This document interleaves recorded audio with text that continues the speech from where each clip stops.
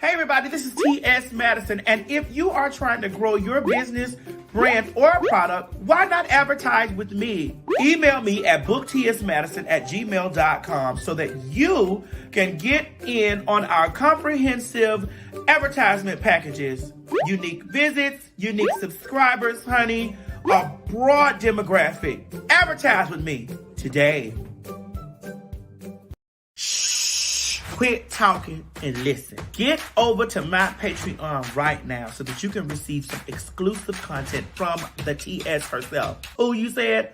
The TS. Patreon is filled with one-on-ones, exclusive content, behind the scenes. You can even chat with me in there, me and you. It's just me and you. So get to www.patreon.com/TS Madison Hinton, and you'll be glad you did. I promise. You ain't gonna have no other choice but to see me because I'm in everything. There it is, you ain't right gonna there. have no other choice but to see me because I'm in everything and everywhere. Ooh. I'm in film, television, streaming, music, bitch, and pornography. Damn. Bye.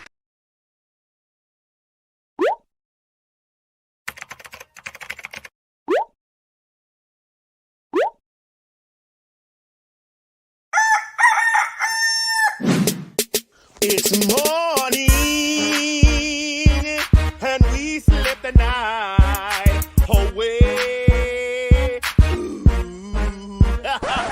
Shout out at the song I want to say. It's Maddie in the morning, Maddie in the morning, Maddie in the morning, Maddie in the morning, Maddie in the morning, Maddie in the morning, Maddie in the morning. What? Wait, honey, it's 9 o'clock somewhere. Get in here and watch the damn show.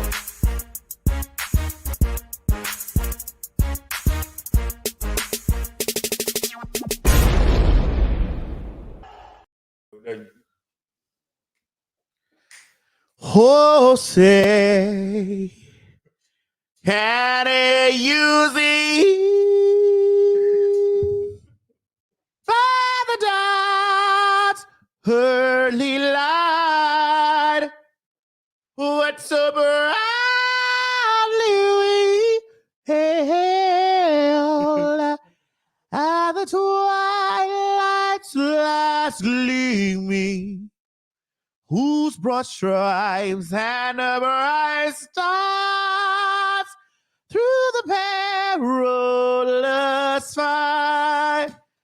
Oh, the ramparts we watched, that our flag was still there.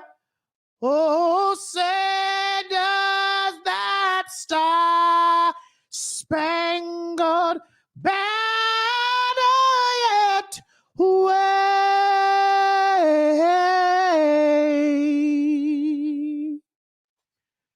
o'er the land of the free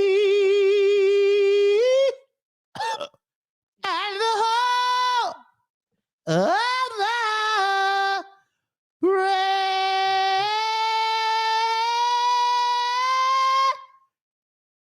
The brave. What? Thank you. What happened in the middle of that part with the cough? I had a hairball in my throat. It was cold outside. What's up, everybody? Is it on, honey? Is it on? Is this bitch recording?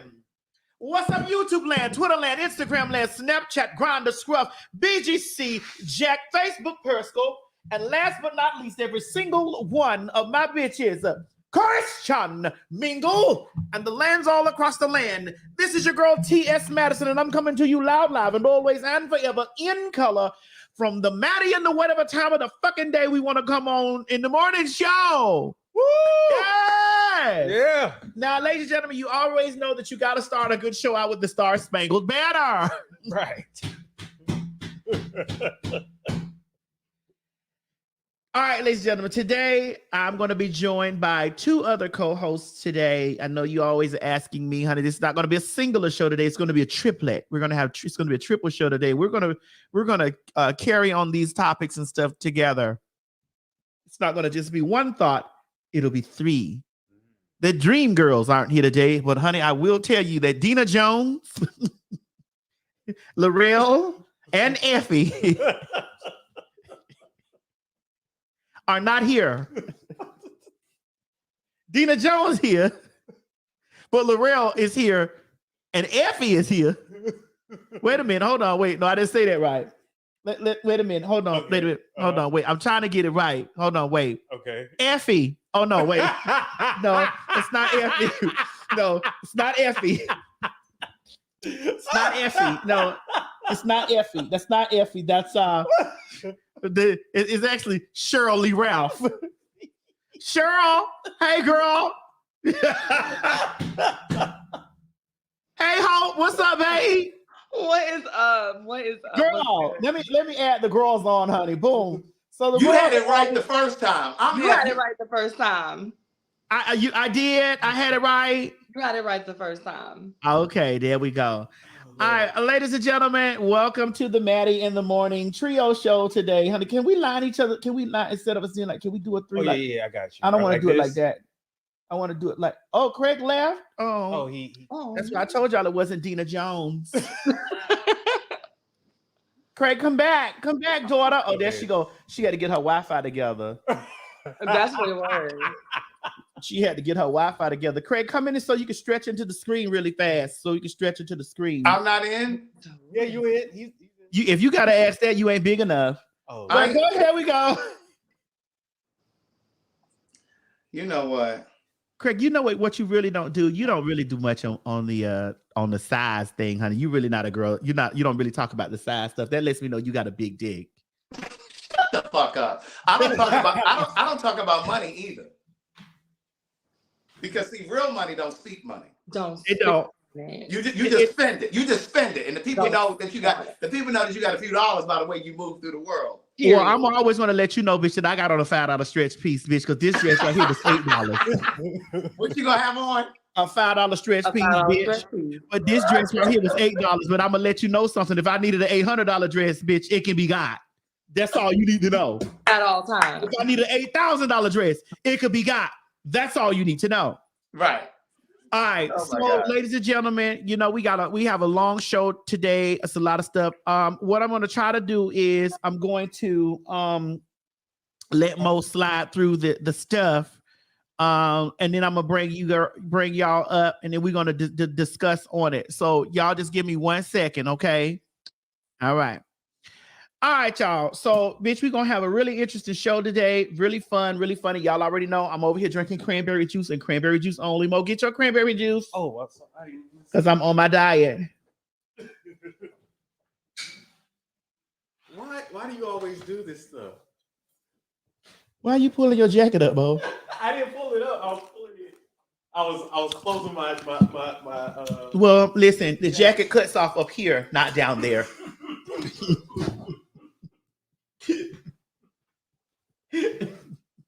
a mess. The jacket cuts off up here, not down there. I'm still able to see in that area.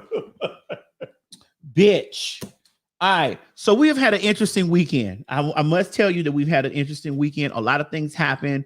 Lots of situations transpired. As y'all can see, Anita Baker sung it. What game was that she was singing it, Mo? The 49ers versus the Philadelphia Eagles. Now, what I don't want y'all to get twisted is Anita Baker's ability to sing. We not even finna sit up here and get that twisted. Every singer has a bad moment. Even I, as a great singer, have bad moments. When I'm not able to push that note out the way that I want to push that note out, it won't come out. I'm sorry, Craig. You know, even I, as a great singer, Craig, I can see your face in the back there, girl. That's why I'm I can see. Let us bring Craig up here for just a millisecond. What was that, Craig? Girl, Okay, let her go. What was that, Craig? Let her go. I ain't pulling my niece Hope up here because she supports me in 98.999% of the time. There is a 2% chance that I'm not supporting in some things, and she'll call me and say, "Auntie, we're not gonna do that." But Hope know I could say, "Don't you, Hope? Don't you know?" Oh, there we go.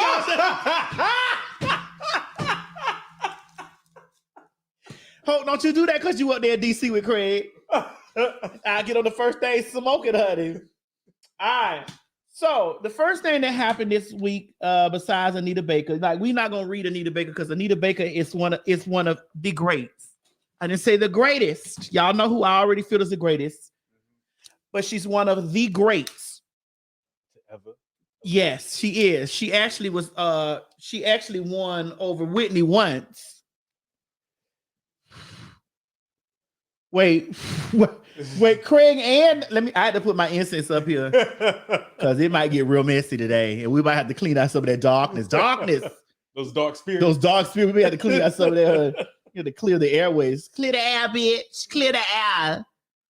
Wait, Craig and Hope, y'all on a cigarette break? Oh my God. Oh my God. Jesus. Mo, can you get me a strawberry? I don't want to get my lipstick. I'm sorry. I'm so sorry. I don't want to get my lipstick messed up. Because I don't use straws. I keep getting it. I know you don't use straws. It's okay. I suck. You don't.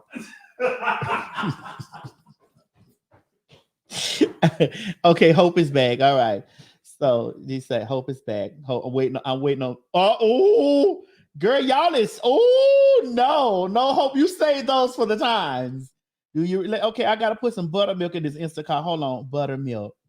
This is Mary in there making buttermilk stuff, so I gotta go ahead and put buttermilk. Get it from Kroger. Buttermilk. I don't want none of that cashew milk that Craig be over there drinking. Buttermilk. Well, I can't hardly see. Okay, what? Is this buttermilk? Which one? The first one? This one, right? Is that buttermilk? Okay, hold on. Yeah, it's cultured. It's cultured though. What is that? What does cultured mean? It's black? No, like does cultured buttermilk mean it's black buttermilk? no, doesn't that mean like I don't know. dairy? I think.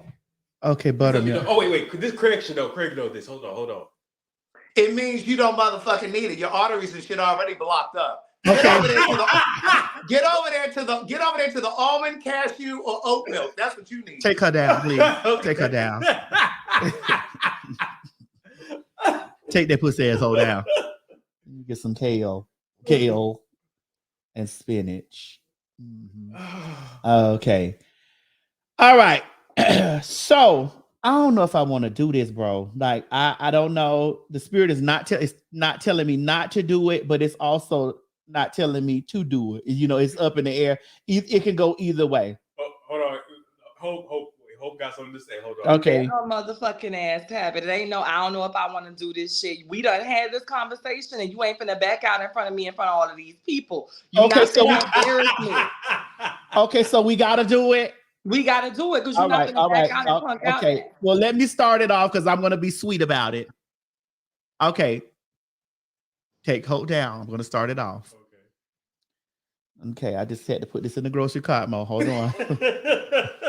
It's about to get real shady, and it shouldn't be, but okay. This is the way I should have addressed it in the first place. Okay. So you guys know that I always talk about the way that things go in the United States of America. So maybe I need to go on it. Hold on. I want to put this on my Discover card. I want to put this on this card right here.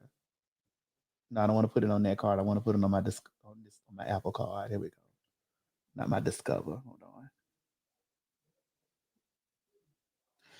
Mo, just put the picture up there and then we're going to talk about it. Mm-hmm.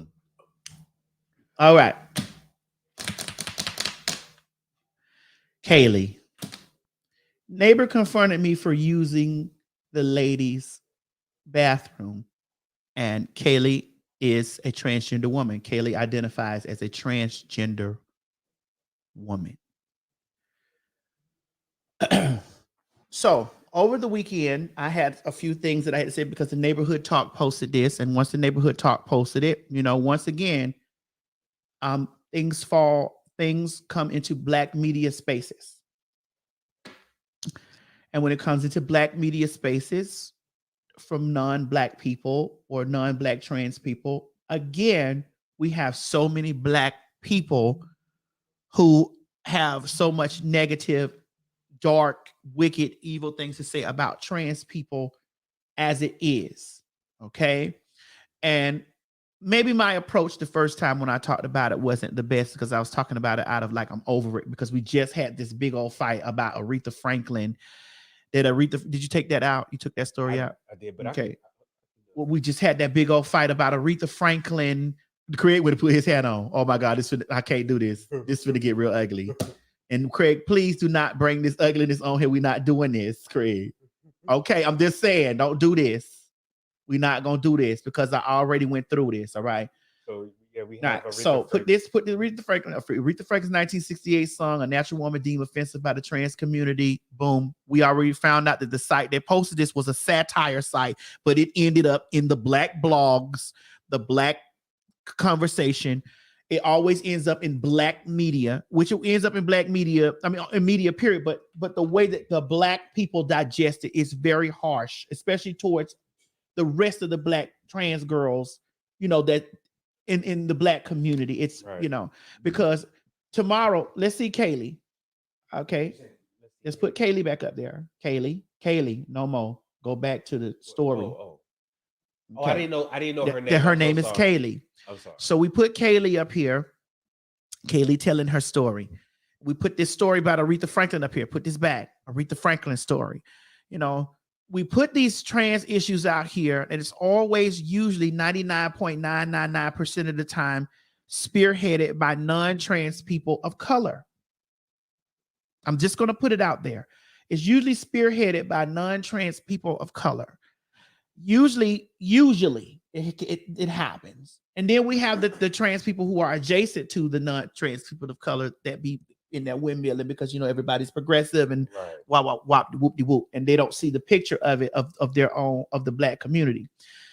We know the black community has a serious problem, serious, not a regular. They have a serious problem with trans people, and specifically black trans women. We also know that Kaylee, let's put Kaylee back up here again. We also know that Kaylee can look like this today, and tomorrow someone will reach out to Kaylee, take it down, will reach out to Kaylee and will give Kaylee an entire full feminization surgery, will snatch Kaylee up, and Kaylee will come out looking like a new Cindy Crawford, because this is how it works for the girls that are not black girls. Sorry, girls that are not colored trans women or black trans women. We know that this can happen. We've seen it happen. It's happening on TikTok right now as we speak with other non-black trans girl who go through it, and then all of a sudden, boom, they're a woman. Oh, they're a beautiful woman moments later. So when I was addressing it the very first time, I addressed it from a place, I was angry, but I also was trying to gather my thoughts correctly before I said it out loud. This is something that I've been looking at over and over and over and over and over and over and over and over and over and over again. Yes, Queen Leah, you said the trans experience is not monolithic. That is correct. That is correct. None of the experiences of LBGT is monolithic. It's not. However, what we cannot do is we cannot erase the original reasoning for us male to female trans women. What we sought after, we sought to go out in the world and look like Naomi Campbell. We sought to go out in the world and look like Angela Bassett. We sought to go out in the world and look like Nia Long. We sought to go out in the world and look like these are girls that we saw, and we were like this. We knew at that time. Please let me get this out so that no one takes this the wrong way. At that time, we knew that if you were by societal norms and also by the norms of what we felt on the inside, knew that when we come out, we as black girls cannot identify as trans women and still look like our fathers. No, it's not about the acceptance No, it's not going to be about the acceptance of, of society. But let's be 100. We live in society. We live in society. We don't have our own society. We live in society. So therefore, with us living in society, of course, this is what we want to go forth. And this is what we've seen our aunts, our mothers. We've seen girls that we've deemed bad bitches, that we want to look like, or we want to get in that space. You know what I'm saying?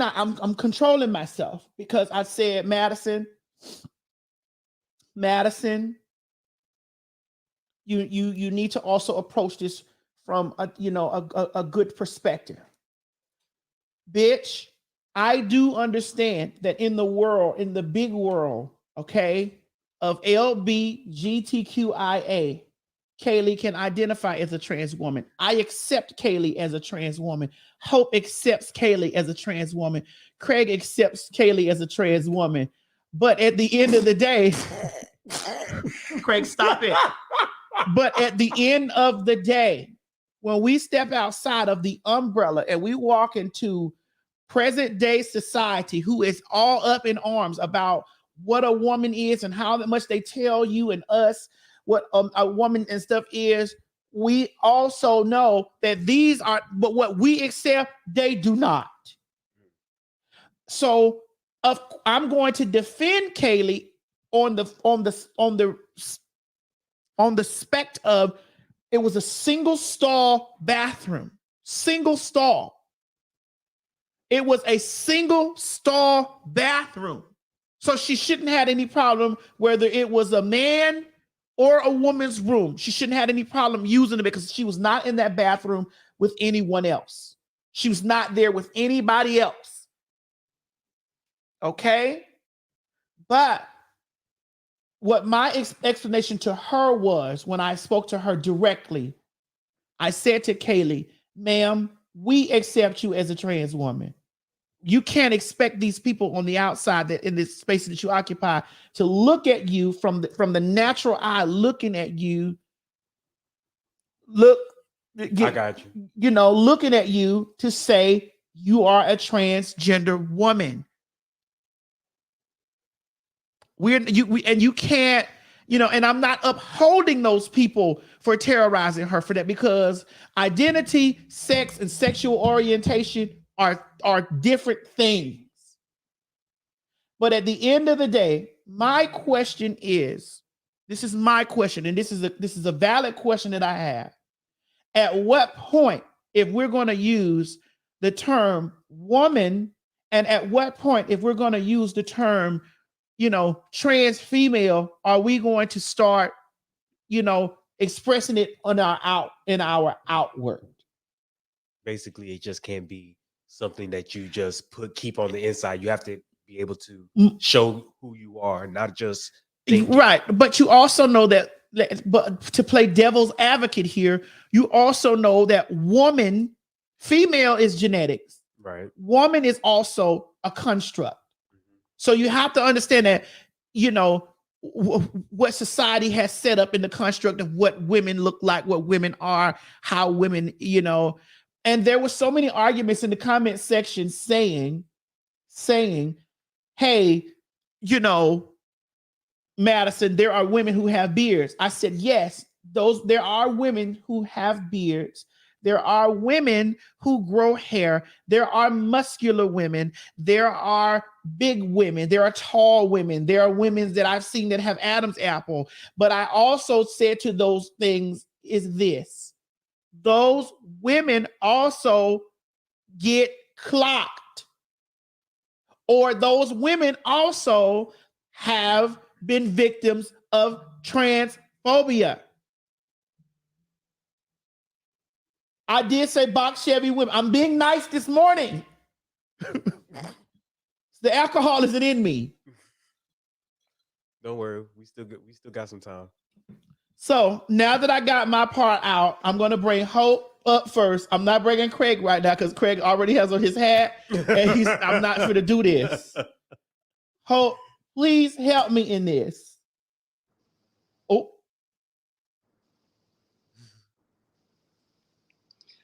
Why is no one ever ready? That is how I'm open, because let me say this. Hold on before you start. Gina, go down. You Okay. said, Gina, you said, how is being a woman a construct? Only the visual idea of what it is to be a woman is a construct. The understanding of what it means to move through someplace socially and understanding that construct will allow people based off of what they see to treat you a certain way means that being a woman, being a man, and identifying as such is a construct socially.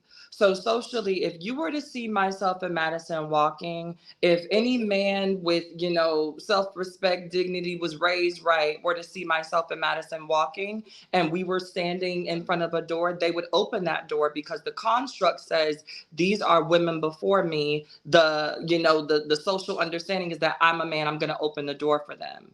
I'm a man, I'm going to pick up these groceries, or I'm going to help them to their car because it's later at night. So that is the social construct, right? It's not the idea of trying to redefine woman. It's understanding who falls into that category based off of what people see with their naked eye. And that's why this is a huge issue, because when we look at people like Kylie or Kaylee, I'm not sure how to pronounce the name necessarily, but when we look at this young woman, we're not seeing the social construct of what it means to fall in line with women. And a lot of y'all are going to be upset with me because at the end of the day, when somebody says that they're an activist, they're an advocate, y'all want us to pretend as if the real world does not exist beyond my advocacy. And that is something that I can't do, because what I do understand and what I'm not going to pussyfoot over is the fact that as a Black woman, as a Black trans girl, I could never. And those of y'all that are in the comments caping and trying to scrape up all the excuses, y'all would never. If I was sitting on here right now with the full beard across my chin, y'all would be in the comments talking about nothing other than that full beard and how I could be sitting up here calling myself a trans woman with said full beard, because my social construct is not conforming to what I am telling you that I am. And what a lot of people need to realize is that we give grace to folks who are not Black trans women in this struggle simply because they're not Black. When it comes down to it, I've seen other Black people even give grace to people who are transitioning simply because they are not Black. I will see y'all on pages of these white girls, these Hispanic girls, these Asian girls, and all of that stuff, big upping a girl who got an Adam's apple as big as an apple, who has a 5 o'clock shadow from here to there to 9 o'clock this afternoon, a girl who has a hairline all the way back here, tall as Methuselah, all of the things, and y'all be like, oh, she's coming along, I can see it, I get it for her. And a Black trans girl will step out and her wig will be lifted just a half a cent of a millimeter, and y'all will read her for filth. And so what I want people to understand is that it's okay for us to understand the social construct, but it's also okay for us to understand colloquialisms. And colloquially, as Black people, we would not let a Black girl walk out the door like that. So why is it okay that we allow Kaylee to run around like this and represent? Because quietest is kept. That's what she's doing. She's representing trans women when she does this. And while we're not a monolith, what we have to do and what we have to understand is that people with all of the labels and things and with so many other different ways to identify, why identify specifically as a trans woman when you know what people expect of women? The thing about womanhood and the thing about what it means to be a woman is that you don't walk out the door without doing certain things, regardless of whether or not you agree with them, because you understand the social qualms that will come behind them. And that's whether you're a biological woman, cisgender, natural born, whatever you want to call, whatever makes you feel most comfortable. Even cisgender, biological, natural born women understand the code. I can't go outside and not shave my armpits because they're going to come for me. I can't go outside and have this and that showing because they're going to come for me. Oh my God, I'm a cisgender woman, but I have broader shoulders. I'm going to make sure I'm always covered up because they're going to come for me. So how come when it comes down to these white girls, when it comes down to these people of other races that are transitioning, we give all of this grace, there's all of this understanding, oh, she doesn't mean it, da-da-da-da-da-da-da, there's a construct, we're not a monolith. But when it comes down to the Black girls, we are a monolith. Because when it comes down to the Black girls, y'all want all of us to have a 30-inch bust down. Y'all want all of us to go get the same facial film from the same doctor. Y'all want everybody to go run up to Harrison Lee so we can all look like all of the girls, the Nikitas, the Michele's. So y'all want us to all go and look the same. But the rest of these girls, they can roll out of bed and give you very much so butch lesbian cunt, and y'all be living for it. So what I'm really saying and what I have an issue with when it comes down to this is if y'all are going to give grace for this woman, the next black trans woman that I see over 6'5" trying to transition, there better not be a negative comment under her post. The next black trans woman that I see with POS that can't get rid of that 5 o'clock shadow because she's transitioned late in life, I better not see a negative comment under that post. The next girl that I see that has to wear the male shoes with the female outfit because they don't make them in her size, I better not see a negative comment under that post. Because now I see that y'all understand what grace is. You just don't want to extend it to the black girls. And that's a problem. All right, right. So the reason why I brought you to here, Hope, is because when I went off the other day, you know, anytime I get in a space where with the trans, because you know, I'm traditional. I'm breaking out of the shell. I've been helped, like, okay, to see things in a bigger spectrum, you know, but I'm still gonna stand 10 toes down on what the fuck I believe, but I'm still not open to learning shit. Okay. Right. They was messaging you, telling you that I said things wrong about this girl. Did you watch my video? Did you get a chance to watch my video? I got a chance to get a little bit deep into it once you opened it back up. But when I tell you, I couldn't even see her video before I had an inbox full of people like, Hope, you need to get your auntie, Hope, check. Maddie said this. I mean, like, I hadn't even seen low-key either one of you all's videos good before people was in my inbox. It was crazy. All right, here we go. Alicia says she's allowed to more. Where did Alicia go? Okay. Alicia says she's allowed to identify as a trans woman. People should not assume and need to transition to asking or conforming how to address or identify. Well, again, are you LBGT, Alicia? Are you trans? We are allowing her. We understand that. We under our umbrella, we understand that. But you can't walk out into society. Again, I'm going to say this. You can't walk out into society and tell them this is who I am, and this is the way I feel on the inside. And you displaying a man on the outside. I'm sorry. Now, after I talked to her, I found out that Kaylee suffers from clinical depression. She suffers from deep depression. She says when she shaves her face, it breaks her out, and this and the other. She says this. She says that she's going through a lot of stuff. I told her, listen, she asked for somebody to send her a razor in the comment section. I went on Amazon. I bought the razor off her, which it was like $100. It was $125, $130. I bought it. I sent it to her. She'll get it, and she should be getting it by Tuesday or Wednesday. She should be getting it. But at the end of the day, I don't care what y'all say on the outside, because there's a lot of y'all that be talking about how, you know, we not supposed to tell. Look, I got called transphobic. They were calling me transphobic, and they were saying that me being transphobic was due to the fact that I'm trying to imagine another trans trying to tell another trans how to form to gender norms. And it's like, nah, I'm not telling her to conform to gender norms. What I'm telling her is you can't think that those people are going to conform to what you identify as when you look outside of what they deem as normal. People understand that when it comes down to everybody else except us. Because had she been a black girl and you said what you said, and had you ripped her to shreds from limb for an hour and a half, there would be nobody in the comments, or very few people. Let me retract that. There'd be very few people in the comments who even care about it. It would be more so coverage about the read and how you were so right. And that's the thing that irks me when it comes down to these topics, when we talk about the umbrellas of things. I don't believe in the POC umbrella in certain circumstances, because what they do is, instead of just saying black people in this space need X, Y, and Z, they say people of color. And that's how they get all of these other folks in over the people who need the positions, i.e. black people. And now what they're doing, even within the LGBTQIA+ community, is that it's starting to become the trans umbrella.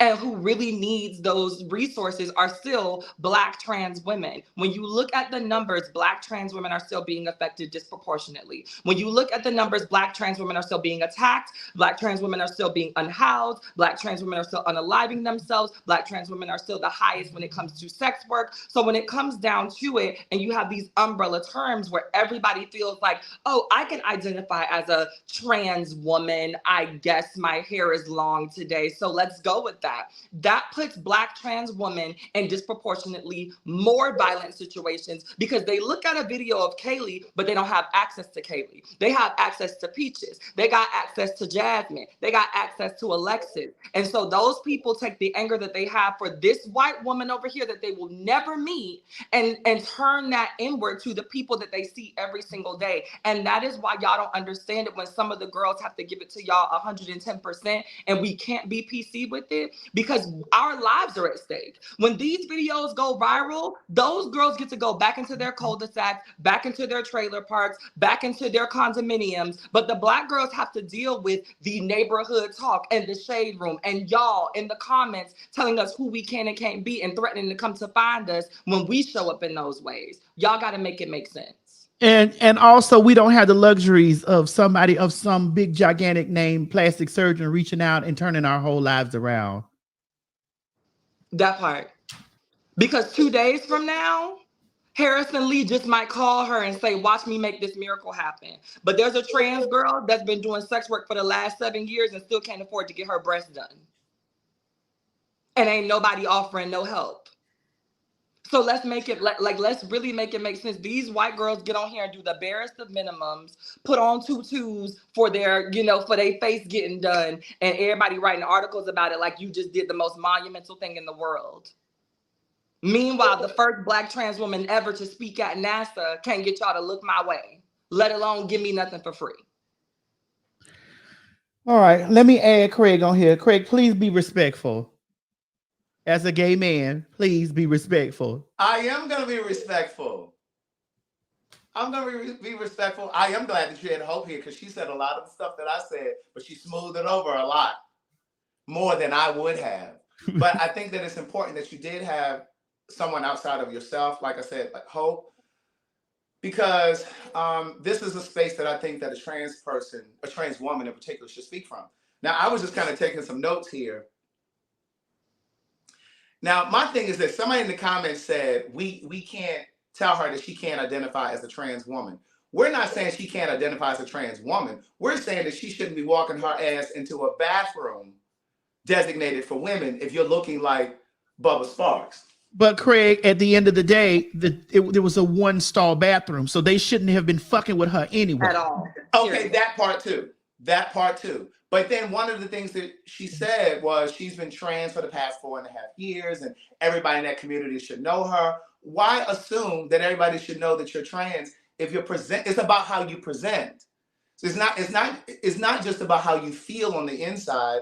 It's about how you present to the rest of the world because we can't see how you feel on the inside. And so and let's just say it wasn't a one-person stall or bathroom.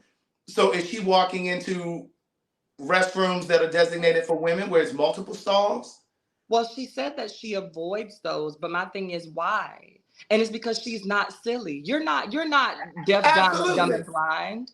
She said herself, this is the only bathroom that I feel safe going into. And you know why that is? Because you know how you look.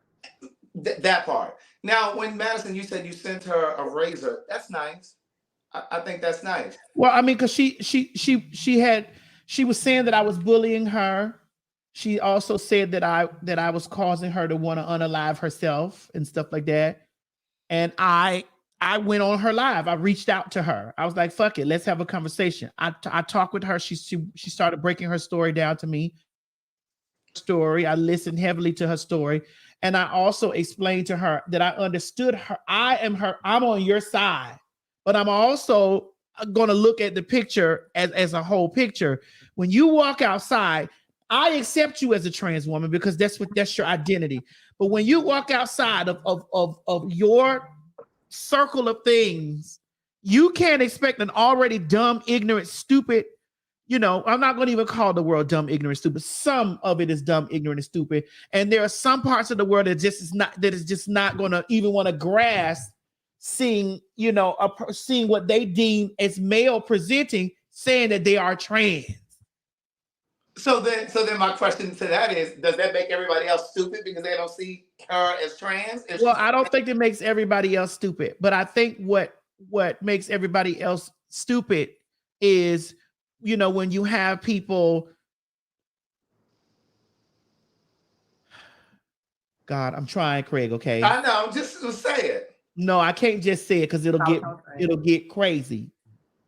It is dumb and stupid when you have people like myself and Hope and Janet and Laverne and all the people that's out here like really breaking it down and really trying to teach you how this stuff, how what's going on, and you just say like, fuck it, I don't want to learn none of that shit. Like, no. I thought you were saying the rest of the world is stupid when no. comes out looking like that. No, because the rest of the world looking at her, I understood what they were looking at. Exactly. And see, my thing is, it undermines what you and Hope and all of the other girls have done. Not just how you present and show up in the world, but it undermines the work that you're doing for trans people. I'm not even gonna just say trans women. It undermines that. How are you coming out with this? It wasn't even a 5 o'clock shadow. It was almost a full beard. You know what I'm saying? There's no makeup. Well, I've seen her fully bearded. I've seen her fully bearded. But my thing too is, if you're allergic to razors, I mean, there are other razor removal things. There's electrolysis.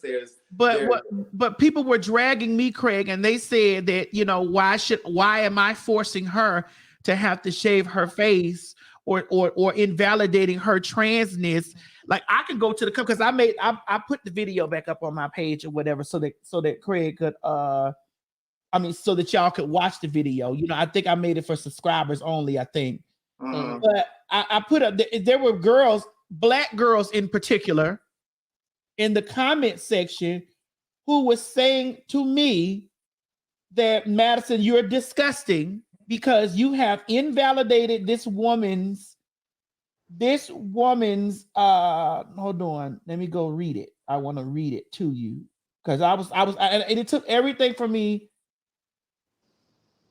not to block her. But here's a guy said it here. The problem is, yes, you've not misgendered her, but you look at the comments on your original post, makes it clear that the post has for some reason emboldened your followers to misgender her and use derogatory terms to refer to her. I would never be a person to tell someone else what they should do or say, but you have such a large captive audience that I feel like there are times where it's clear that whatever you say, the audience are going to just zoom in on the worst possible part of it and turn that into the main narrative. You are an amazingly powerful Black trans woman, and it's entirely up to you to decide what you want to talk about, but it's just a bit sad that the fellow trans sister isn't given the same grace by your followers as they give to you. I get that. It's so many comments under here. But here's my thing. I just feel, and I know the saying is, to whom much is given, much is required, and all of that. And so that's the conversation you and I have been having since we were doing the Queen's Supreme. So should I not say anything? Well, that's where I'm going with it. Like, it's important to have difficult conversations, right? Because difficult conversations bridge communities. And that's whether you're talking about Black and white people, gay and trans people, queer people, and straight people. You got to have these difficult conversations. But the reason that a lot of people steer clear of these difficult conversations is because nobody wants to get caught in the crossfire. Nobody wants to be canceled. Nobody wants to be labeled homophobic, transphobic, racist, whatever. So a lot of times people avoid these conversations altogether. And then when we talk about these blogs, Black, white, whatever, when we talk about these blogs, we got to remember that they're not journalists. They're not journalists. They monetize their page, they put out the content, and that's it. There's no research. So even when we talk about that article or that piece that came out about Aretha Franklin's Natural Woman, like, they didn't do the due diligence to even figure out that was that was a satire site, right? They just put it out and stirred us all up. But my thing is, if we started to spend more time on things that really galvanize us as a community, and when I say community, I mean all Black people, queer, straight, whatever. We have to start looking at it like the responsibility of the neighborhood talk, the Hollywood Unlocked, Shade Room. All of them have a responsibility. They should feel some sense of social responsibility.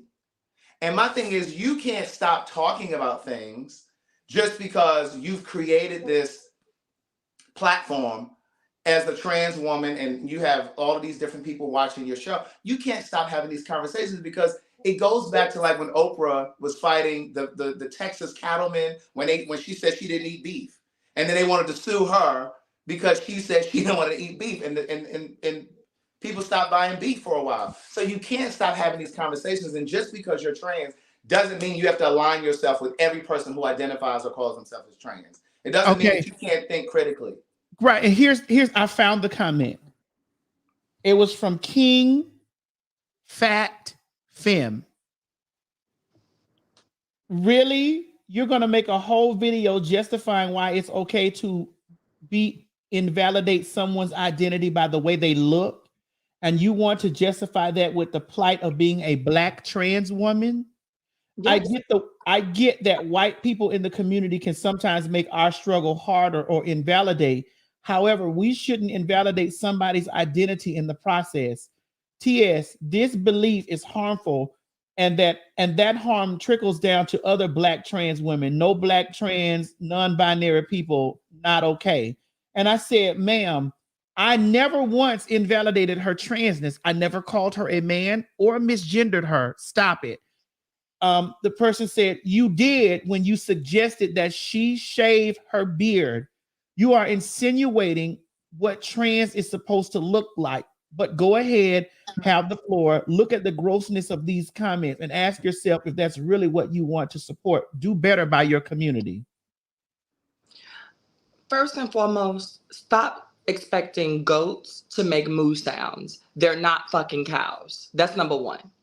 At the end of the day, Madison has never claimed to be nobody's activist, advocate, anything. And if I recall, about 5 years ago, before we really like pushed her into it and gave her no motherfucking choice, she was very avid about reminding y'all that she was an entertainer.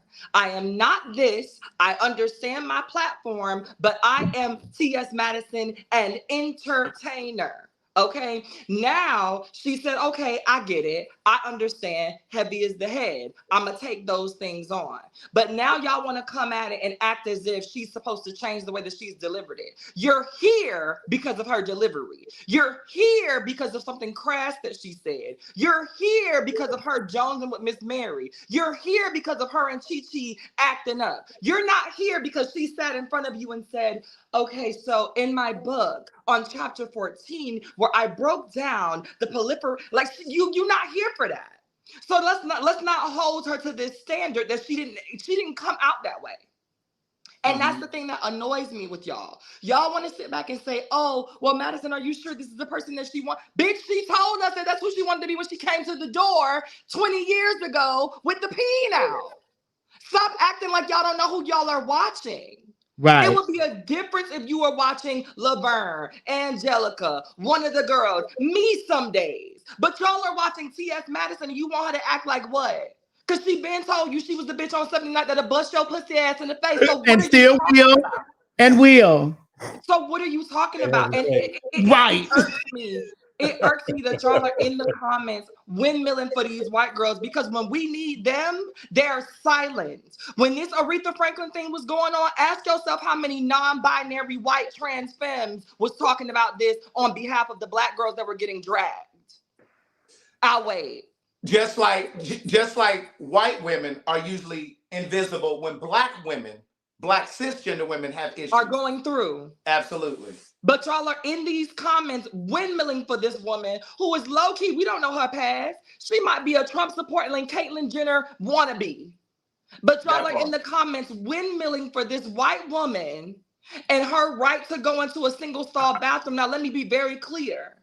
The single-stall bathroom is not the issue. They should have minded their business. The issue is that she's acting as if she's deaf, dumb, and blind to the criticism. And she is not. You cannot be deaf, dumb, and blind to the criticism. The reason why the girls have dysphoria is because we understand that there are certain things about us that might put us in harm's way. And that's the same thing that keeps her out of the other bathrooms because she knows it. So if you're cognizant enough to know that, then why would you act as if these comments that they made are unwarranted? While they might not be nice, while they might be vicious and disgusting, you understand where they're coming from, Kaylee. Let's not do this, y'all. Okay, well, let's not speak directly to Kaylee. Let's speak directly to the other trans and other members of the community that are offended by this. Alicia, this really is bothering you. You said, who are we to tell someone what to do or how to dress their bodies to be treated a certain way? You guys are being defensive. Okay. So let me ask you this question.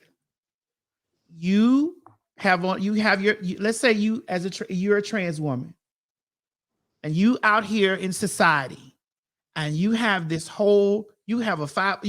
a shadow, you have a full beard. You have a full beard, you have on Timberland boots, and you have on all the mask presenting things.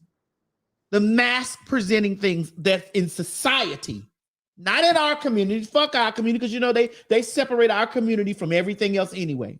You all have all this mask presenting stuff, and you walking in the women's bathroom, and it gets outraged, and there's people fighting and chanting behind that, and we as a trans community come together in your defense. How do we defend you if you walked in there looking according to society's view of what women and men look like, using a public thing in public society?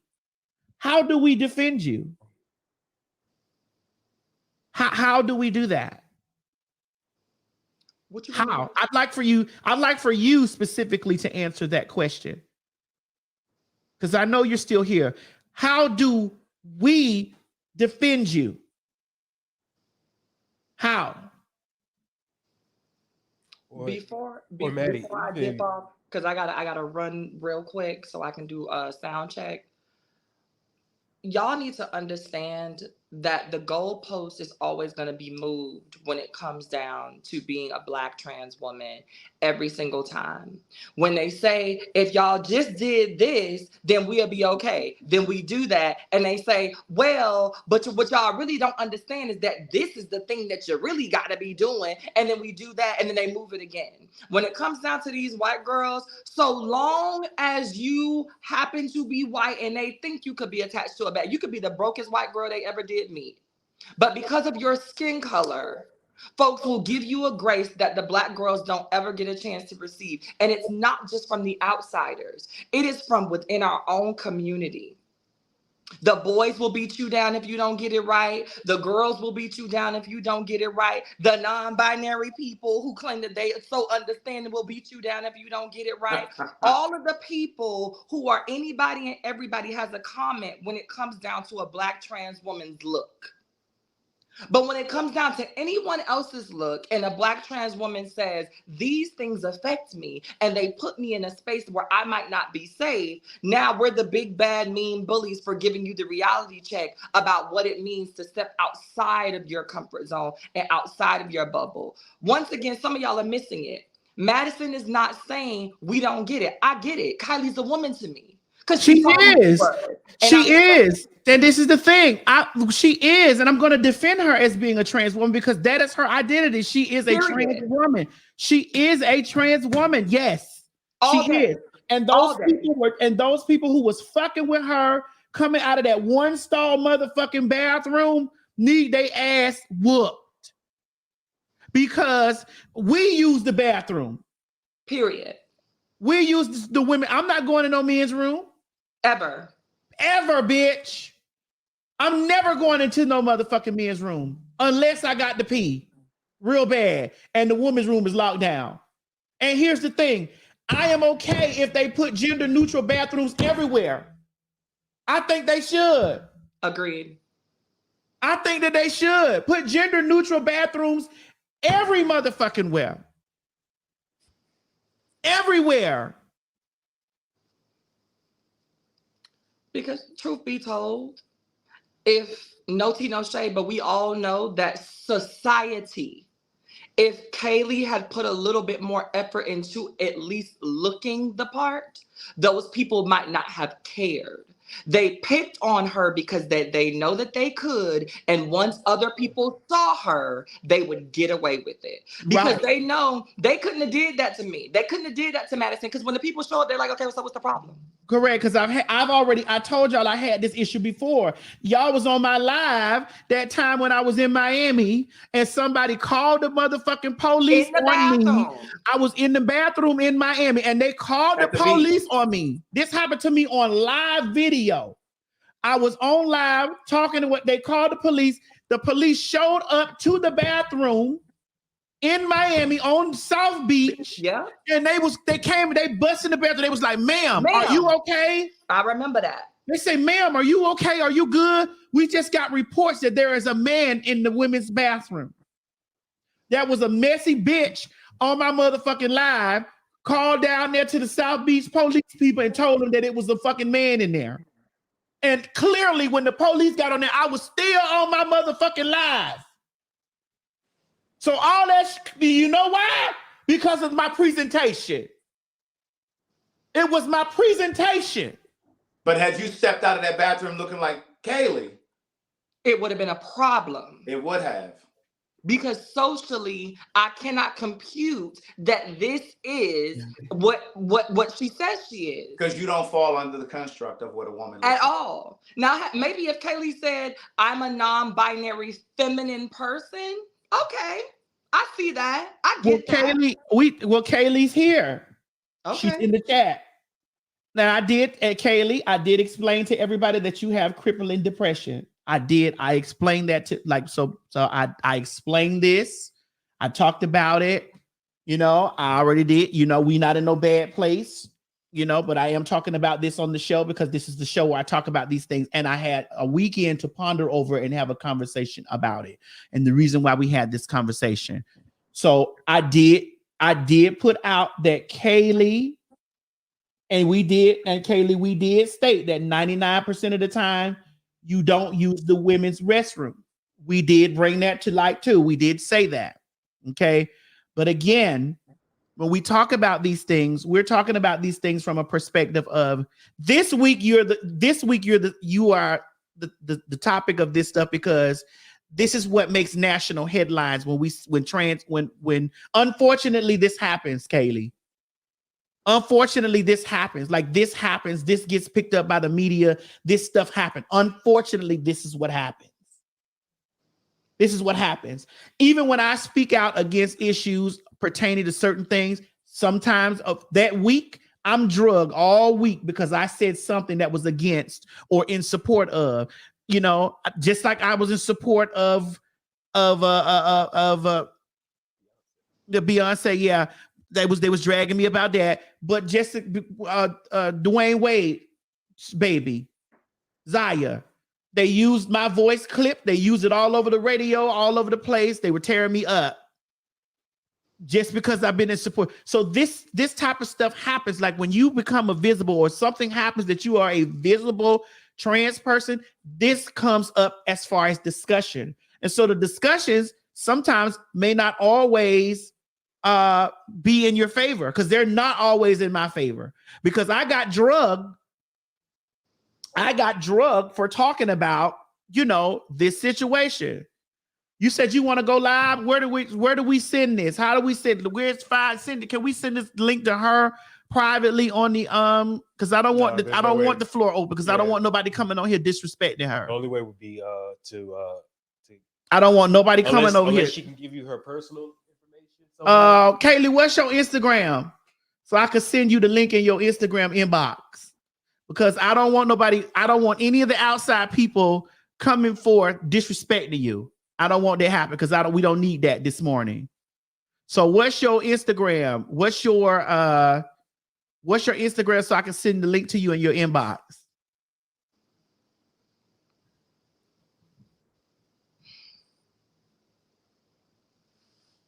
Constance of Heart.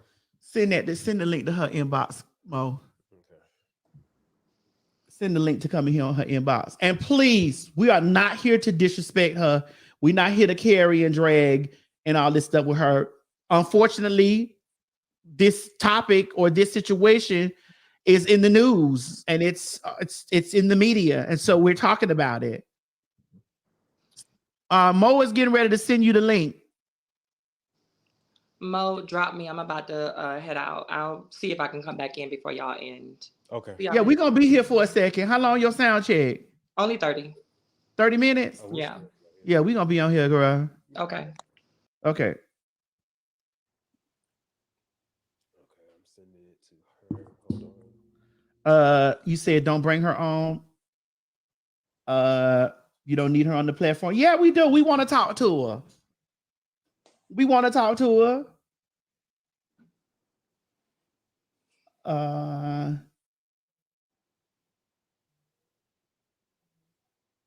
You found her? Yeah, I just sent it now. Okay, check your inbox. Check your inbox. Okay, Craig, do not be disrespectful. I'm not. Why you keep I'm saying just that telling like you I would don't do be. that? I'm just letting you know, don't be. I would not do that. You a mess. Because I see when I seen you go in there, put that hat on, I was like, oh no. I would not do that on here. Okay, I sent it. So whenever she. No, I'm not turning off the comments.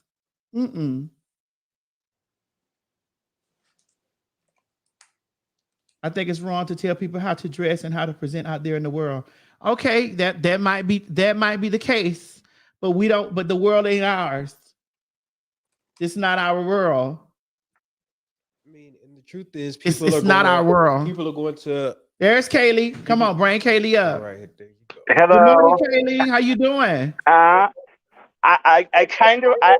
Okay. So for starters, after you apologized, we removed and squashed things. I clearly made it clear that nobody to go to you, to hate on you, I even just was talking because I was live streaming. I just had my brain shocked for the 27th time. I am very clear to let people know. I don't even want to talk about it because I don't want people to harass you. And I know how TikTok is. But the problem with that video is it's gotten pushed so much that I get so much harassment and hate that the more people that talk about it, the worse it gets. And you're seeing some of the comments saying similar stuff that some of my haters are saying. Right. Oh, you're not depressed. You're not this.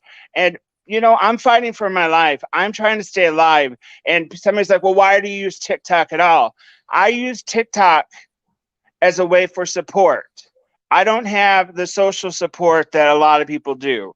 So I in that instance, when I made that video, I lost the only friends I had because they did not understand why I got so upset and they pushed it on me. And these are people that I've known for 4.5 years who misgendered me almost every day. Didn't do it on purpose, but they also didn't try. So when I made that video, I was in a PTSD episode, trauma mode. If anybody has ever had a trauma episode, you lose it. And I came to TikTok. I felt unsafe, and it was I don't have people to call that I can say I can call and talk about it. So I go on TikTok and share what's going on because that's how I get support. And I can't. Okay, yeah, it'll die down. But I've been live streaming on TikTok for 1.5 years. I've never had anything go this bad. I mean, I have had millions of views on YouTube, on Instagram, on Facebook. It's all over the place. I was even on Fox News. Right. And it got to the point that my sister saw it, and now they're afraid for their safety. And even if I ended my videos or took down some of my videos, I still am getting pushed. Like now at this point, I make a video about shopping or whatever, and I get tons of hate. I get it in my inbox. People are leaving me death threats. And I had a stalker in September. So it made me realize how deep it'll go. And I'm fragile right now, and right now I've been doing okay. But if I have a bad day and I come on here and somebody says something awful, I could very well end up in the hospital or do something bad, because that's how depression works. And so I don't. Again, the thing that upset me most about it is because I loved and admired you. I mean, come on now. I said that, and you're on RuPaul's Drag Race, and to see a trans person, and people, another thing people are saying, oh, you have to understand. I understand. I've been out since 2018. The first 2 years, I was able to take hormones and shave every day and look the part. But then the pandemic happened and it fucked me up. My agoraphobia got really bad. My depression got very bad. And I've been fighting ever since to get back to where I need to do. And if I had the energy to shave every day, that would be great. But with depression, you have to prioritize your tasks. And if I don't shave every day, it would make me hella, give me a lot of dysphoria. And it's just, I think I was hoping you'd like, I don't go out into the real world and expect to use the women's restroom. One, it's not safe. Right. And if you watched me enough, you know that I care about the world. And people are saying, well, you know, white people won't stand up for you. I'm the kind of person that would. Okay. And yeah, the Aretha Franklin thing was awful, but right now I can't stand up for anybody else because I'm fighting for myself. Right. And I understand. I understand that. But I think it also is perpetuating this idea you have to look a certain way to be valid. And I think that's a little, I mean, we should be pursuing the idea. And I'm not saying that we should be expected to go to the women's restroom. I don't use the women's restroom because I know it's not safe. I know it would scare other people. And this idea that, you know, like somebody in your comment, I mean, the thing about it is it incites people to come to my page to hate on me when you talk about it, people say, well, you know, she has to understand she's going to get the hate she does because of how she looks. Me having a facial hair, like, I deserve to be, I'm not saying you're saying I deserve it, but there are people who don't deserve it. No. But I've been getting it nonstop. I have like 10,000 comments on that video, and 80% of them are hateful, and a lot of them are sending. I'll make a post about somebody sending me a death threat, and I'll have 3 or 4 other comments saying, "Oh yeah, I do the same. I didn't go up to jail." And like I don't know if I know you know. T.S. Madison, you've talked about having depression. I'm sorry, I don't know what your name is. I'm really sorry. It's Craig. But with depression, it fucks with your head. It fucks with your head. And so, especially when you have PTSD, when you have somebody confront you in person, and again, it was a single stall restroom, right, where you lock the door. Yes. And it's going around that it's the mother and her kids, and they were in the bathroom. No, they were in the lobby. And they weren't even using the restroom, but it's now spend. And yeah, it'll eventually go down. But what happens in a day that I'm not doing very well, and somebody pushes, because here's the thing, words matter. Words can kill. Somebody could be on the edge, and whether you say something positive or negative could either lift them off the edge or push them off. And it really is that and my goal and my TikToks is spreading awareness about depression. And a lot of trans people don't have crippling depression like I have. And again, if I could, like, I agree. You want to say to Kaylee? Yeah. I do understand depression. And I think most of us do, especially if you live long enough. At some point in your life, you're going to experience depression, whether it's seasonal depression, emotional depression, financial depression, chemical depression, whatever it is. So I do understand what you're saying. But for me, when I went through my depression, a part of taking care of yourself is knowing what you need in those moments.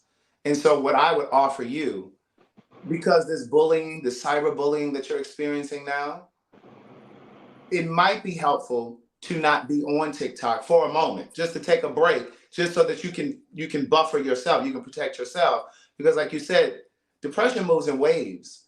And so as people of color and as Black queer people of color, we understand exactly what you're saying 10 times over. And that's not to minimize your experience, because it's all subjective and it's all relative. But so I'm not minimizing what you're saying. And now hearing you explain further, I understand, depression can be debilitating. And so it's, there are days that you may not want to get up and brush your teeth, let alone shave your face and put on makeup. My depression gets so bad, I will go a month without showering. I mean, to do other stuff to clean up, but not everybody's depression's in the same. Not everybody has. I have suffered for 30 years with crippling depression, and the last 10 years has been. I've gotten so agoraphobic that I have not left my apartment in months. And you can't compare clinical depression where you've had it for 5, 10, 15 years, where you just don't get out of bed for weeks. Can I ask, have you ever had depression where you've not gotten out of bed for weeks at a time, or not left your apartment months at a time? No, I've never experienced that, but that's why that's why I said there are a variety of different types of depression. So you can't, but you can't compare that. I wasn't comparing. I'm saying, but people do. People see everyone has a bad day, and people think having a bad day is the same as depression. Having a bad day is not the same day, because you can get over it in a couple days or however long. There is situational depression, like if you lose a loved one or break up, and that usually goes away. Same with seasonal depression once it gets warm. I have clinical depression where it affects me year wrong. Even with, I don't know if you know anything about electroconvulsive therapy. I've had 27 sessions. I just had a session this morning. Even that has not stopped the depression, because now on top of clinical depression, I have seasonal depression. And since November, I really struggled. I have a really bad week, and I'm talking bad weeks where you have a plan to do something drastic. Right now, I'm okay. And you talked about getting off TikTok. If I don't get on TikTok, I don't have friends. I don't have in-person friends. So if I don't TikTok, I'm alone in my apartment. And isolation makes my depression, agoraphobia, and PTSD 100 times worse. I will end up in a hospital. That's TikTok is my only social support. I don't have people that I can just call anytime when I'm in bad shape. And so many people with depression don't have that. So getting off TikTok, as horrible as the hate is, I'm also getting a lot of support.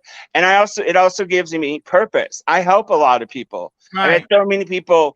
And if I get off TikTok, which I understand what you're saying, that would hurt me more, because if I'm alone in my apartment and I have nobody, and I only see my clinicians, I'm just going to sleep. And the more you sleep, the more the depression gets. I don't want to go back to last year when I didn't leave my apartment for 3 months, and I didn't make it. And used to be when I was younger, when I would have breakdowns and suicidal thoughts or plans and was hospitalized, I could bounce back. Since my mom died 10 years ago, I cannot bounce back. And while it might go away in 3 weeks from now, by that time, somebody could have pushed me over the edge to where I've done something. But it's even, I'm stuck between a rock and a hard place, because if I don't TikTok, I'm alone.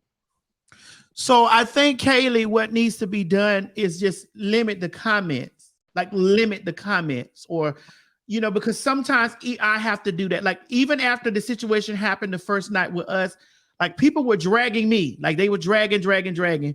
And at this point now, like, that I get dragged from white people, I get dragged from Black people, I get dragged from straight people, I get dragged from gay people, because I do commentary on stuff. And there are certain things that people don't like that I say, and they may drag me for weeks and weeks and weeks. And I'm going to tell you something that, and Craig, you know this, biggest issue that I have on social media is when they try to spin the narrative about me that I don't like Black women. And it's like an ongoing battle that is with me, where I can show up somewhere or show up on public space. Oh, I'm not going to support her because she don't like black women, and I don't, and especially the black women that try to do that. They try to go for my core fan base. And here's the thing. I've limited the way that people can comment on my stuff. I've limited it. Like the difference is you're a celebrity and you come on here.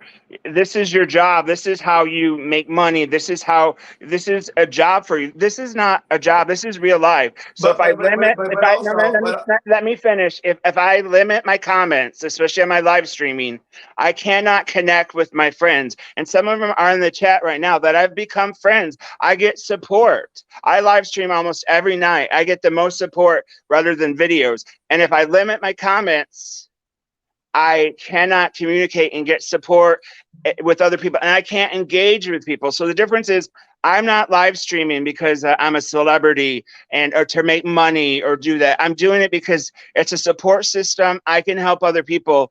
So again, if I'm limiting my comments, I might as well not TikTok. Okay, well, let me jump in and say this. Because to suggest that because Madison is a celebrity, that her feelings aren't as valid as yours. Oh, no, I'm not saying that whatsoever. Let me finish my point.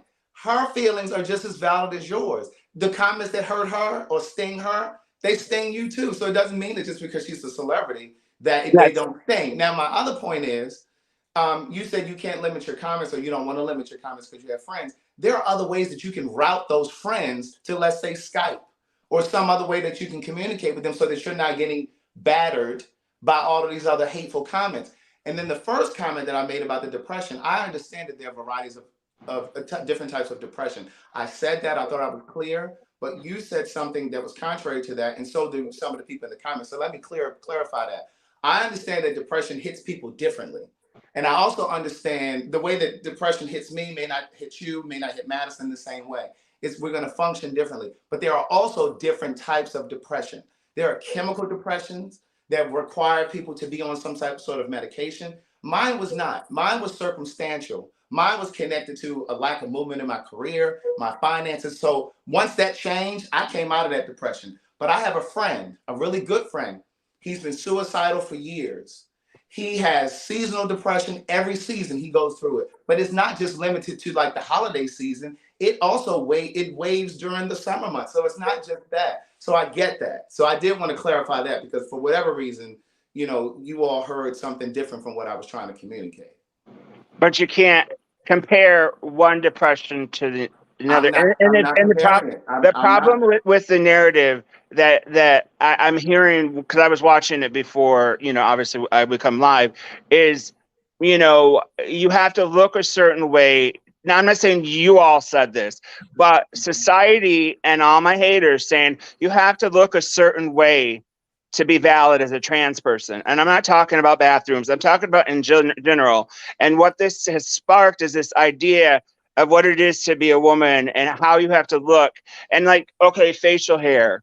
There are so many cisgendered women who don't fit the gender norms, who don't shave their armpits, don't shave their legs, have short hair. Look at butch lesbians. Just because they're butch lesbian doesn't mean they don't identify as a woman. So it's this idea of how I promote who I am is that you don't have to look a certain way. Body parts and clothing and pronouns and all that is genderless. And what's happening, people are coming to me saying, no, you're not. Just go. I know T.S. Madison has my TikTok. Go to my page. All these people is what society says. And like, I don't know. I'm going to have to leave in 10 minutes because my wellness coach is coming. But like, and then part of me, like, there are not a lot of people in social media who look like me. How many famous trans people do you know talk about mental illness, have some sort of issue with facial hair? And my thing is, you don't have to medically transition. You don't have to socially transition. You don't have to do any of that to be valid. And I just fight the idea that you have to look a certain way to be valid. And I'm not saying you all are saying that I'm not valid, because obviously, T.S. Madison, you have always called me Kaylee. You've always used my pronouns. But I'm saying some of the rhetoric, like saying, causes people, you see these comments will come to me, and then it just will make it worse. And I fight the idea of gender norms. And again, I get, and I say all the time, even when I'm struggling, you know, I always talk about privilege. Even though I suffer, I hell depression, I know what I go through is nothing what Black people go through, and especially trans Black women. And I say that all the time. I say That's that Black all people, the time. period. Not even Huh? just not even just Black No, trans people. oh no, I Black know that, people, but period. I'm talking about, yeah, oh yeah, totally. I mean, yeah, totally. What I go through as a white person is nothing to what Black people go through. I say that all the time. I mean, So let me do this for you, Kaylee. All you people that are true Maddie Mob and true Maddie Mob followers and stuff like that, please do not harass Kaylee. Kaylee is going through her clinical depression situation right now. We talked about this story. I want to talk about this story as a part because this is the things I talk about. But again, Kaylee's pronouns are she, her, hers. She identifies as a trans woman, and that's just what it is. Currently, she is in a space where she's not at her best, and so she's not able to shave. She's not able to do that stuff right now. She's going through her own mental war with what's going on in her life right now. So we need to give her some empathy. and Okay. the other thing I want to say is the other person who was here, and I don't know what their pronouns are, so I don't remember her name. I have ECT brain. She mentioned something, or they mentioned something, because I don't know their pronouns. About what about me just being non-binary? Then the world would understand. I'm not non-binary. I'm not non-binary. I'm a trans woman. And so some of the rhetoric is a little that's kind of hurtful to hear. Is I don't know if they're trans or not, but Well, let me say this. I can't speak for Hope, but just because, you know, we were having a conversation a moment ago, and you did say that you weren't on to hear the first part of it. The three of us, myself, Hope, and Madison, all said that you can identify as trans and we can respect you as trans. We were just simply saying it's a little difficult to expect the rest of the world to see you as trans when you walk out into the world. oh, I don't. I've lived this for I haven't been able to shave regularly for two years. I'm told every single. I know the reality. I know I've been hated on for all my life, whether it was when I was queer, whether it was my weight, my mental illness. I mean, people in the wheelchair. I have a wheelchair now. Oh my God, so much hate. I get the world. I don't need anybody to tell me what the facial hair means. And I tell people all the time, if you see a trans woman have facial hair, there's probably a good reason. There's a deep reason, because I don't do it because I like it. I hate it. I absolutely hate it. But I was also saying that also because you had said earlier, and there were people in the comments who said, yeah, but there are cisgender women who have facial hair. Yes, there are, but somehow we still can recognize that they are cisgender women. Now, of course, there are women who look virile. I'm not saying that there aren't, but you understand what I'm saying. It's just like it's like how do we as a society, and it's unfortunate that we categorize people. So it's just like we don't know how to. Yeah, I don't know how to say it other than the way I'm. But the thing I'm getting is you're all implying that I don't understand what the facial hair means. Imagine being a trans woman and not being able to shave, and how dysphoric and how awful it is. I fought all my life for people just seeing me as a monster. And it's, I just had a neighbor in November say she was literally scared of me. We were doing a bingo thing with this place I live in a place with mostly older people, and I was wanting to sit next to her because she was near friends and didn't want me to sit next to her. And like 15 minutes later, she moved, and I find out a week later she's scared of me for being trans. I'm a good person. I have a good heart. I love on people, and it just is so hard when people just judge you, and I just like, it's just facial hair. And I know, like, you still, and the thing that bothers me, T.S. Madison, is I tried to make it very clear that I understand what it's like to be a trans woman in facial hair and how the world sees me, especially if I use the woman's bathroom. I get that. And I do care about women. I'm a feminist. I will stand up. I am the kind of person, I will stand up for somebody, even if it puts my life on the line. Like if T.S. Madison, somebody was fucking with you, I would get in the middle and like, I mean, okay, because like I understand, Kaylee. I understand. I just want you all to understand that I get it. I get it. Like this is 2 years of this, and it's hell. And and people are like, well, why don't you shave? And even when I tell them depression, like, oh, you're lazy or you're this. If I shave and I can't shave every day, I get really bad dysphoria. So I've learned it's just easier to keep facial hair. And then when I have a day where I feel good and feel energetic, like I had a friend's birthday party 2 weeks ago or 3 weeks ago, and I had the energy and I shaved. But if I do it regularly, until I can get out of this hellhole that is depression, it's just the fact that you're all implying that I don't get it. And I would hope by now, and I thought T.S. Madison, do I should call you T.S. Madison? Yeah, I'm with that. I'm good. Okay, I wasn't sure if I should abbreviate it or what. I love it. I'm curious to know why you're saying we don't get it. We get it. Because you're saying the contrary. You've made a couple comments. I said to you, my last statement was myself, Hope, and Madison understand that you identify as trans. That's how you feel on the inside. Mm-hmm. What I said after that was, it's impossible to expect the rest of the world to understand when you move out into the world. You don't present as a woman. That's all. Yeah. But Craig, what she's saying is that she gets it. This is why she don't use the women's bathroom. She said, I understand, but she just said at that time, not getting it. She said at that time she had to use the women's bathroom because it was the other bathrooms wasn't open or whatever, and it was a one-stall bathroom, and that they know her in her building as Kaylee. They know her there. I've always been known as Kaylee. They've never known me with he pronouns. I transitioned prior to moving here. So everybody in the building knows. And this woman that confronted me has been here longer than I have. So they all know that I'm trans.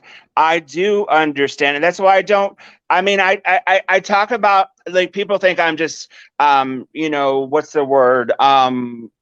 Self-absorbed because I'm talking about, but I'm in a PTSD episode and I have to talk about it. But part of the reason why I don't use the women's restroom is because I know what it's like to what women probably feel and are scared, and I don't want to scare anybody. And so part of the reason why I don't use the women's restroom is because of that. But the thing about it is, I do a lot of times wear women's blouses, and I have long hair and wear a headband with facial hair.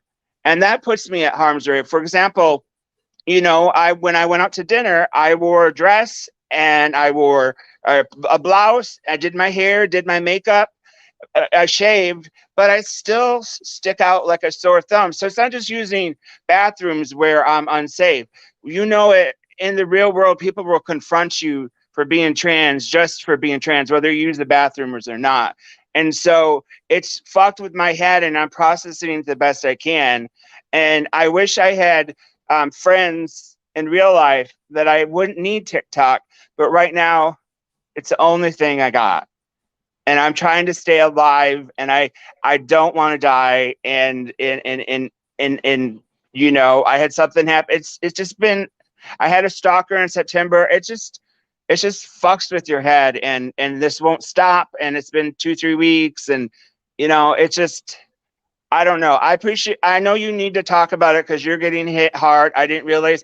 And I still, to this day, people ask me, well, what about T.S. Madison? They want to, people want to start drama. And I made sure to say she apologized. We talked.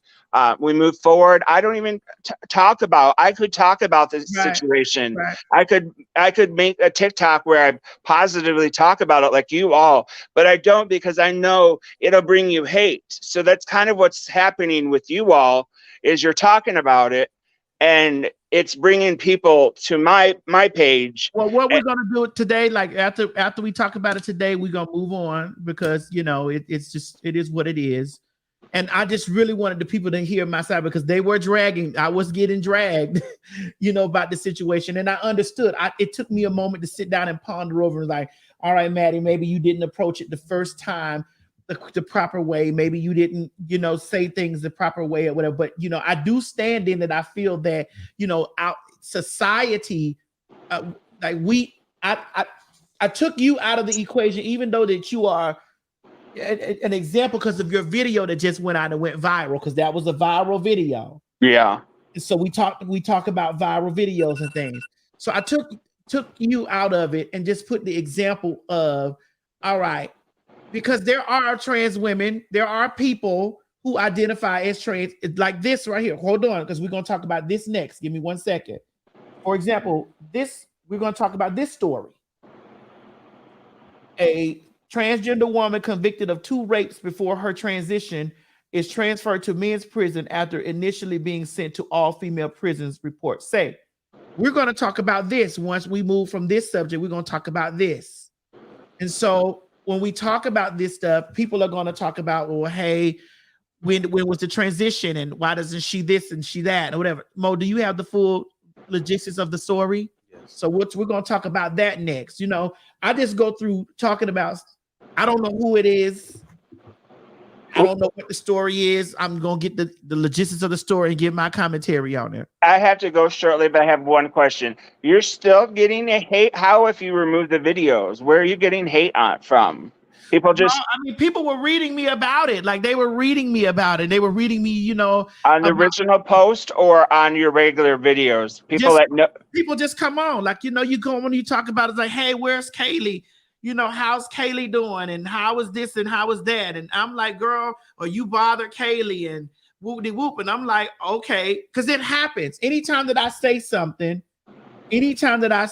about anything, this type of stuff happens. It happens. I guess going forward, the last thing I'll say, I hope, I hope, how do I say this?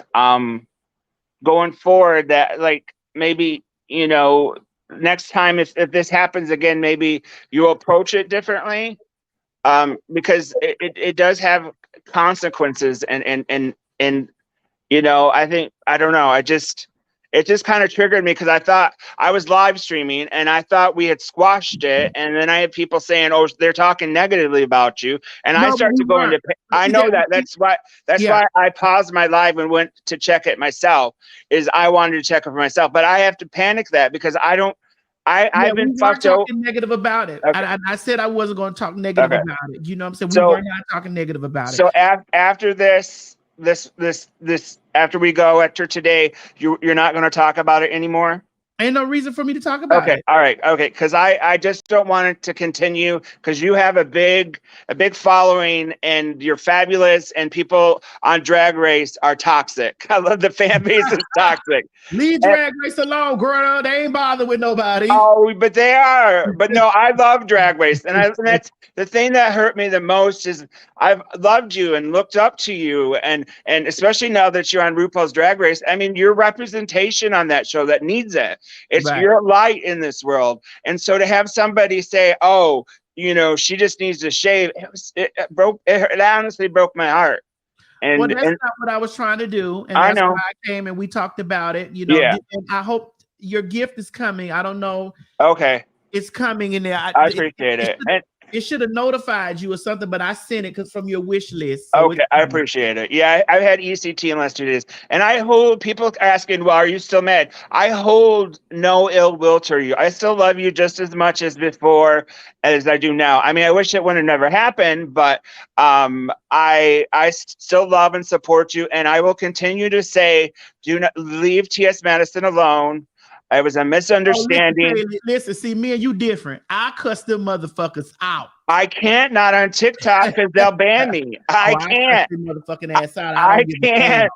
They will ban you. I don't give a fuck. I will cuss they motherfucking ass out on national TV if I got to. See, I don't build up this. I don't let them get me in that space. And you got much growing to do in that. Because if you gonna be on social media and social stuff, this type of shit gonna come. And if you ain't built for it, then that's not the space. That's not. It's not saying that your mental health is more important. Yes. I know that, but again, I just said I know. I got it. have Right. until I get to a point where I can make making friends is hard, especially with mental illness. It's going to take time. So until then, I'm stuck. I have to TikTok because it's the only way that I can get support and I can talk about it outside of my clinician. So unfortunately, I've just got to put up with it.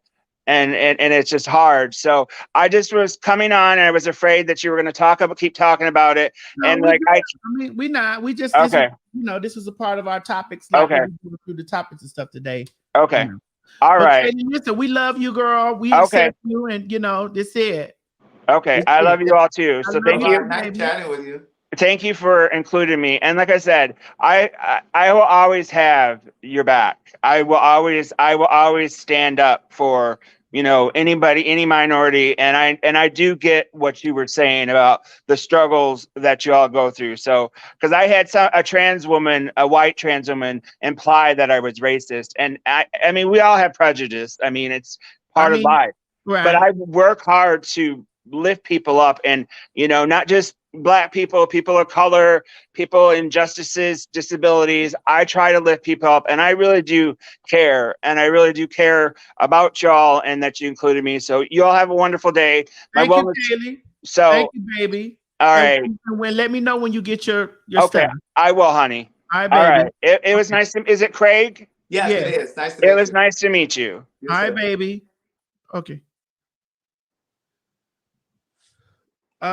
So we're not talking about Kaylee anymore after that. We've already got it out. My laptop dying. We already got this out. We done talked about it. We going on with the situation. Now we're gonna move on to this next conversation that I'm really confused on. Please, Mo, tell me what the hell is going on with this. Okay, so basically what happened with this man or now woman. Wait, was she a woman? No, he was Okay, this person was a Mo don't even know man what the first. damn say. Is it a he or she? Okay. I'm trying to say it in the best way possible. Is she a trans now?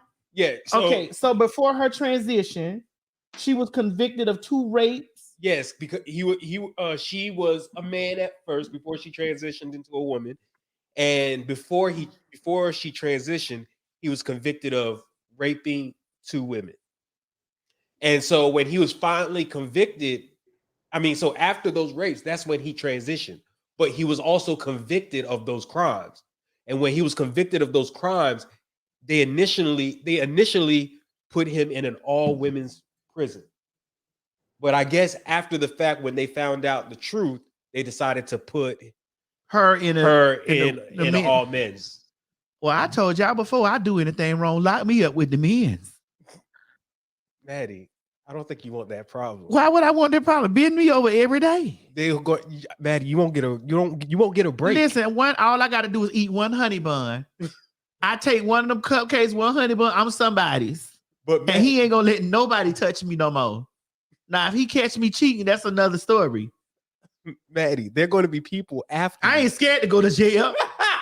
Lock me up. Throw away the key. I ain't scared to fuck another man in the ass. Jay Watt said your butt will be sore. Shit, they better be sore. They verse in there. You ain't seeing that shit going on in the jail. They verse in the jail. They verse in there. What the fuck is you talking about? You see all that verse activity going on in the jailhouse? Maddie, all right, if you get that little tap on the shoulder at 2:00 in the morning. I get it 2:00 in the morning now. The fuck? What you talking about? I get that same tap at 2 a.m. right now. It's the same tap that Craig get at 2 a.m. But Craig getting tapped for some dick. They tapping you on the shoulder saying, honey, give up those sweet ankles. Put those sweet ankles in the air. Put those sweet ankles up in the air. Craig, are you okay? Are you all right? Girl, I'm stressed out. I didn't know. Girl, I definitely got to get to the gym. I didn't know. Listen. But you good, though? All right, you good. So what do you think about this story right here? Oh, we talking about this? Yeah. But see, it goes back to what we were saying a moment ago. Unfortunately, we do live in a world where we have to put people in boxes, right? Because if he convicted, is that person, what's that person? So the person was a he at first and transitioned to female. So now she is a trans female. So that person can't expect to go into a women's prison. I'm sorry. And you convicted for raping women? Right. Because how do we know that we can't assess the operation of your mind? We don't know if that person is really a trans woman or not, a trans man rather, or whatever it is. Well, here's the thing. Here's the thing too, Craig. This is what I try to get people to understand when we be having these conversations. And yes, it was cis women. Yes, it was cisgender women. Here's what I try to get people to understand, right? Trans is not an orientation. Right. Not an orientation. She could have been a transgender and by identity that likes to fuck women. So that's what I'm saying. So we're going to endanger the other women in the prison because he's now saying he's trans? Right. So put her ass over there with the niggas. Well, like you said, we need to have, what kind of restaurants we need to have? Neutral gender. We need to have neutral gender prisons. Well, here's the thing how it works. Craig, have you ever been in prison? I have not. So I've told the story, but I'm not going to. Hold on. Now, the devil recently was trying to get me hemmed up. But the God I serve don't play about me. Don't you bring your relationship problems over here. We ain't got time for that. But the God I serve don't play about me. Okay? Now, see, you're going to have these people questioning your relationship because you know that's the only reason the devil will put you to that type of limit to go to jail. It's about the affair. I'm going to tell it myself. Well, we ain't going to tell it now. We don't got time for that right now. No, we ain't going to talk about it today. Oh, Lord. But you want finna go to prison by that. I'm sorry. No. But I feel you when I feel what were you going to say? What I was going to tell you is that when you actually get locked up, okay, because I've been locked up. I've been locked up. I know. I remember the stories. Did you catch that asshole? I ain't been locked up that many times, but it definitely has been more than 2. Okay, correct. So we're talking about a few. A few. Wait a minute.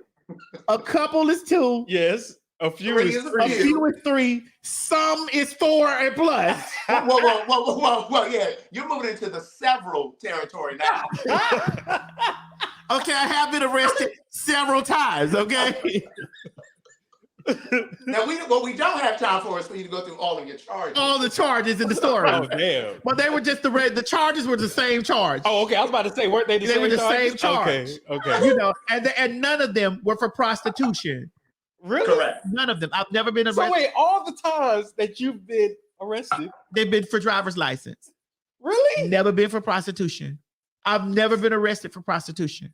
I don't even know what a prostitute. First of all, Madison, you need to dock this nigga's pay for being. It's okay. He's been docked earlier. Look, because he's being surprised that you weren't arrested for prostitution. I'm the audacity. No. Wait, time out. Let's not act like we didn't know what she used to do. Right. Okay. Look, the assumption of it all. Because she said she'd been arrested. Look, because here's the subtext of what he just said. It was never for prostitution with all the whoring you did. No, I'm just saying you never got caught. That's all I'm saying. Correct. Is with all the whoring you did, and you never got caught. That's what he's saying. And I'm gonna let you know the reason why that I wasn't caught because God is on my side, and the Bible says if God be for you, can't no man or police be against you. How y'all almost shot down? Let me get my damn sage out for that.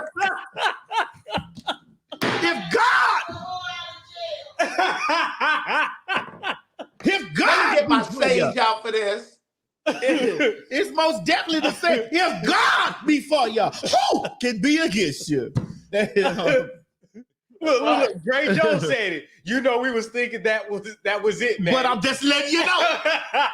Because I know a lot of hoes, especially these outside hoes that claim that they don't watch me be watching, that we running down there trying to Google me. Believe you me, you ain't gonna find no prostitution charge, and you're not gonna find no theft charges, nothing. You ain't gonna find none of that because the God after, he is mighty. I was covered in the blood, honey. Cover the blood, the blood, the blood, the blood, the blood.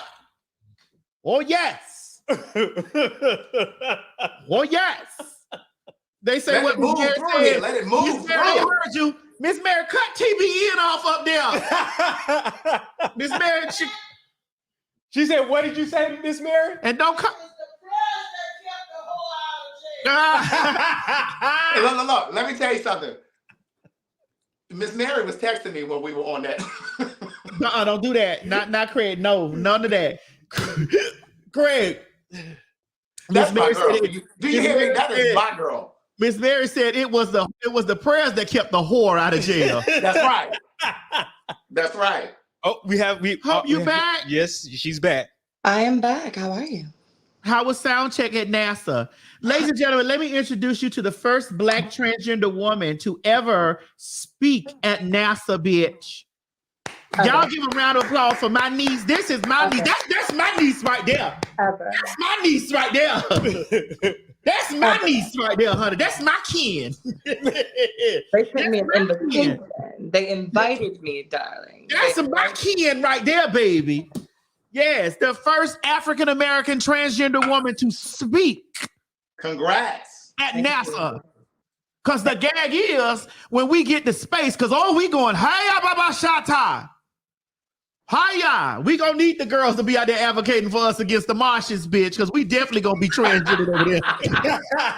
not against the Martians. The gag is when we get the Mars, bitch, the people gonna be like, wait a minute, we the real motherfucking people. Who is these fake arounds, bitch? The trans is what we is, bitch. We got everything up here. Ass, pussy, dick, everything, bitch. They all right with us. You bitches going to hell. The Martians got cloacas and everything else, bitch. And if you don't know what that is, look it up. All right, look, I gotta leave, so I'm glad Hope came back. I gotta leave though. But you guys have an amazing afternoon. Thanks for inviting me on as always. Hope it was good to see you. I love the color hair. Thank you. But I love the short one too, the short blonde too. I like this color on her. That auburn looks good on her. Yeah, it looks all right, Craig. We'll talk later on this afternoon. Okay. I know we will. Bye, baby. All right, Hope. Yes, God, honey. Hope, you know, it's just ironic that you missed the whole Kaylee conversation. I was trying to watch y'all in the background of what I had going on, and all I saw was the comments like, but girl, you missing a point.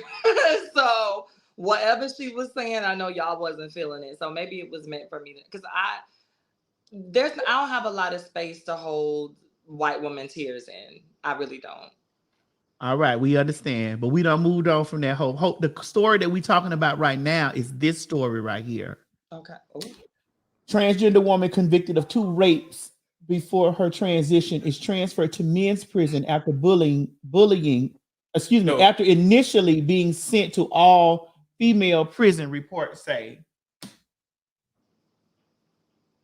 They knew what the fuck they was doing.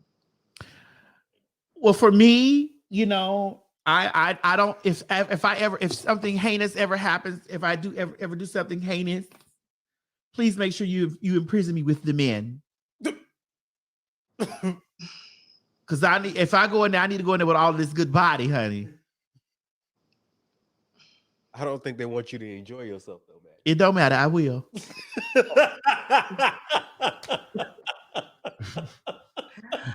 I remember this story. I saw this story because this was the person that identified as transgender because of all of these things. And the thing that's real interesting in what I'm saying and how I know that a lot of this stuff is governmental bullshit to throw people off the scent, to give people something to talk about. Notice the people that make the headlines, right? Notice the people that are doing these crazy things. But notice the people who get the backlash from these articles. And notice the fact, like, what's really funny is that a lot of these blogs, these news media people, y'all don't post nothing about white people, not none of the time of the year. But when it comes down to making trans people, LGBTQIA plus anything look bad, y'all don't care if that person is purple, black, white, blue, or brown. Y'all gonna post it because y'all know that the backlash is going to go up the way that y'all want it to go up. And that's the shit that irks me with pieces like this. Because once again, when we are in colloquial space, when we in familial space, we would say that's some white people shit.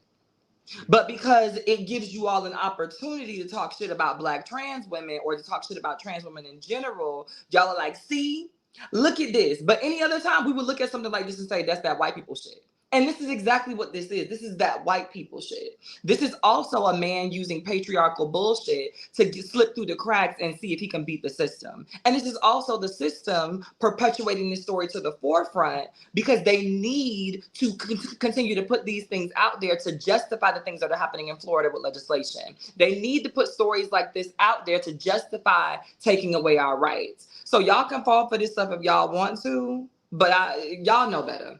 Okay, Hope, since you brought up Florida legislation, Mo, did you get that thing I sent you from Uncle Luke? I put it in your yeah, it's in your inbox. I sent it. Okay, so Uncle Luke is against DeSantis's ban on Black studies, Black history studies, the AP studies, right? All right. So what I found out after deeply reading, you sure? Keep scrolling. Deeply reading into it, I found out that what had happened was there were chapters written into the legislation about queer studies being included up under Black American history. There were, because at the end of the day, Black people are also queer. Langston Hughes and all of the rest of the folks, like, come on, like this ain't new. Like none of these folks are new. But go ahead.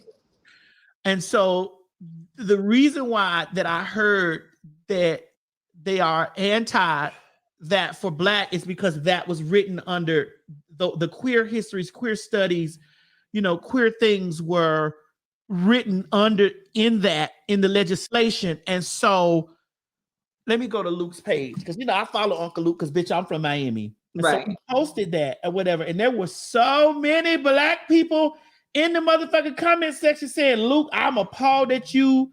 You know what I'm saying? And I'm like, damn, anything that is anti-LGBT is so crazy how racist motherfuckers. Baby. Anything that's anti-LGBT, the way if you want to combine the two people together, be anti-fag and trans. And they gonna be butt buddies. You hear me? The leader of the KKK and the founder of the Black Lives Matter, well, that's not the founder of the Black Panther movement will be best friends if you get them together to talk about how they can't stand us.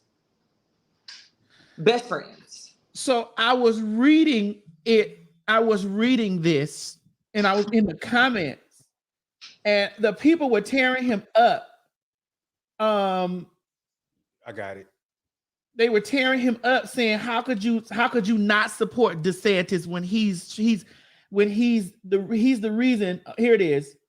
When you tie queer teaching into teaching African American, when queer teaching isn't a part of African American history, then there's an agenda behind it. That's what our governor is speaking on. And the reason as to why he canceled that course, not because of your reasons. There is proof by a company called Teaching Lab, sponsored by the Bill Gates Foundation. Do the research and you'll see. Teaching the Black and brown about history of our own shouldn't be attached with queer shit because that's an agenda you're teaching on our kids. Uncle Luke, there's more to this than you think it is. This is it, man. Yeah. In the state of Florida, it's illegal to teach kids about me on Black history.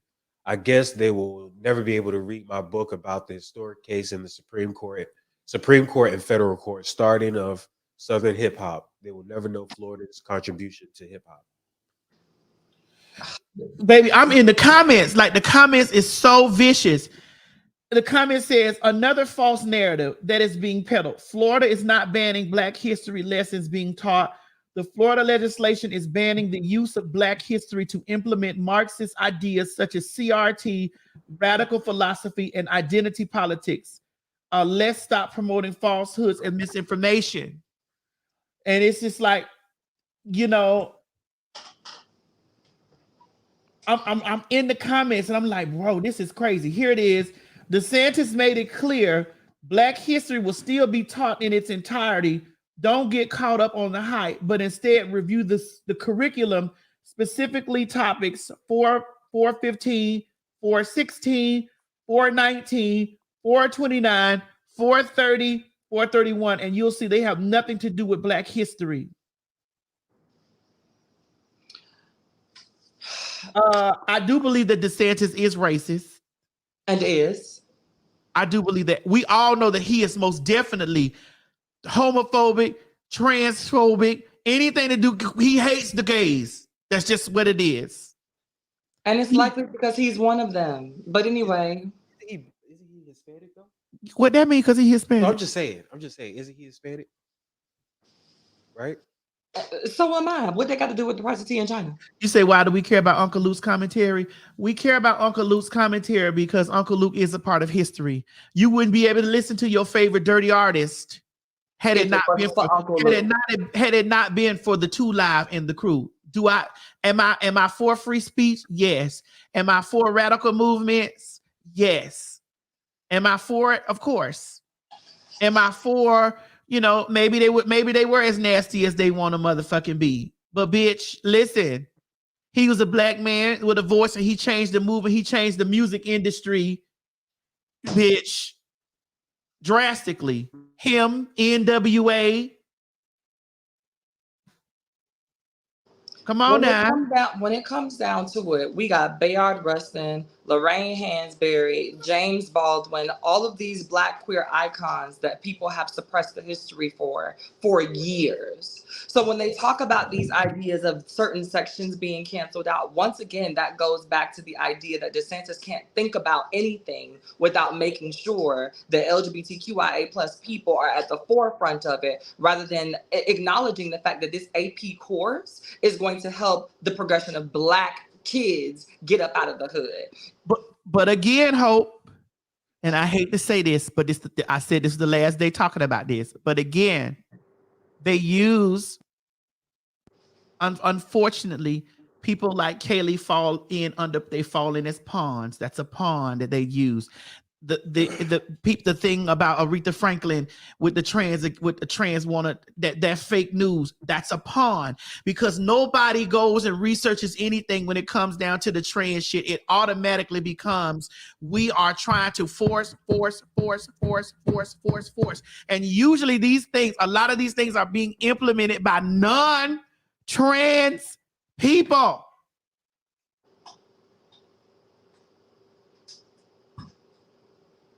But non-trans people and non-trans people of color.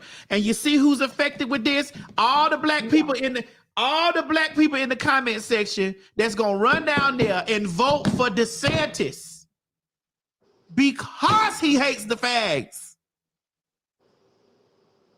Y'all I say this every time I start talking about this shit. It is dangerous. When the call is coming from inside the house, it's hard to not answer the phone. And a lot of y'all pick that motherfucker up and get electrocuted every time. A lot of these politicians weasel their way into your purse, make your little phone vibrate. Offer your hate.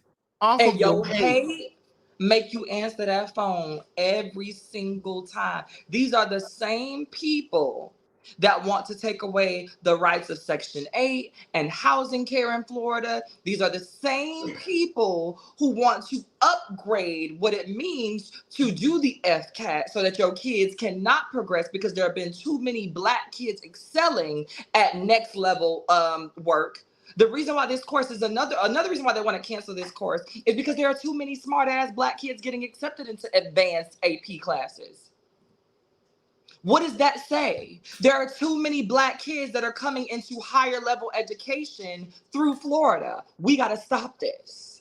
They can't do these classes if they don't want to take classes about things that they're interested in. So guess what? We're going to take their interest. But we're still going to teach you Chinese, Russian. We're going to teach you the history of Spain. We're going to teach you the history of all of these other people and leave yours out in hopes that you'll be discouraged and not want to take the class. They don't mind you sitting outside of that crate and being the smartest nigga outside the crate next to the fucking the grocery store. They don't mind you spitting facts out there. What they don't want you to be doing is spitting facts in their classrooms. What they don't want you to be doing is next leveling yourself up. They don't want you to be their professors. They don't want you to be their bosses. They don't want you to be your own consultants. They're sick and tired of every time they turn around, this year is the record-breaking year for Black women in colleges. They're sick of every time they turn around, this year is the record-breaking for Black love. People are getting married and staying married longer in Black communities. They're sick of turning around, and the studies are showing that Black fathers are the most involved with their children's lives. They're sick of turning around, and every time they look, the people that are supposed to be at the bottom of the totem pole are succeeding. This Black trans bitch that was over here at her front door has the nerve to be on somebody's movie screens. How do we stop this? And y'all let them bully y'all every single time into believing that they have your best interests at heart, only to turn around and fuck you with no Vaseline. So we all gay. And that's my only thing. And if people don't understand that, when I say I stand on my transness and I stand on my Blackness from at the top, at the end, beginning, middle, and end of the day, because it's I'm both at the same fucking time. The scary part about this is when I dug deep and looked at like what it was, the real reason why he's trying not to approve the AP studies or he overturned that is because of the queer history being taught in that.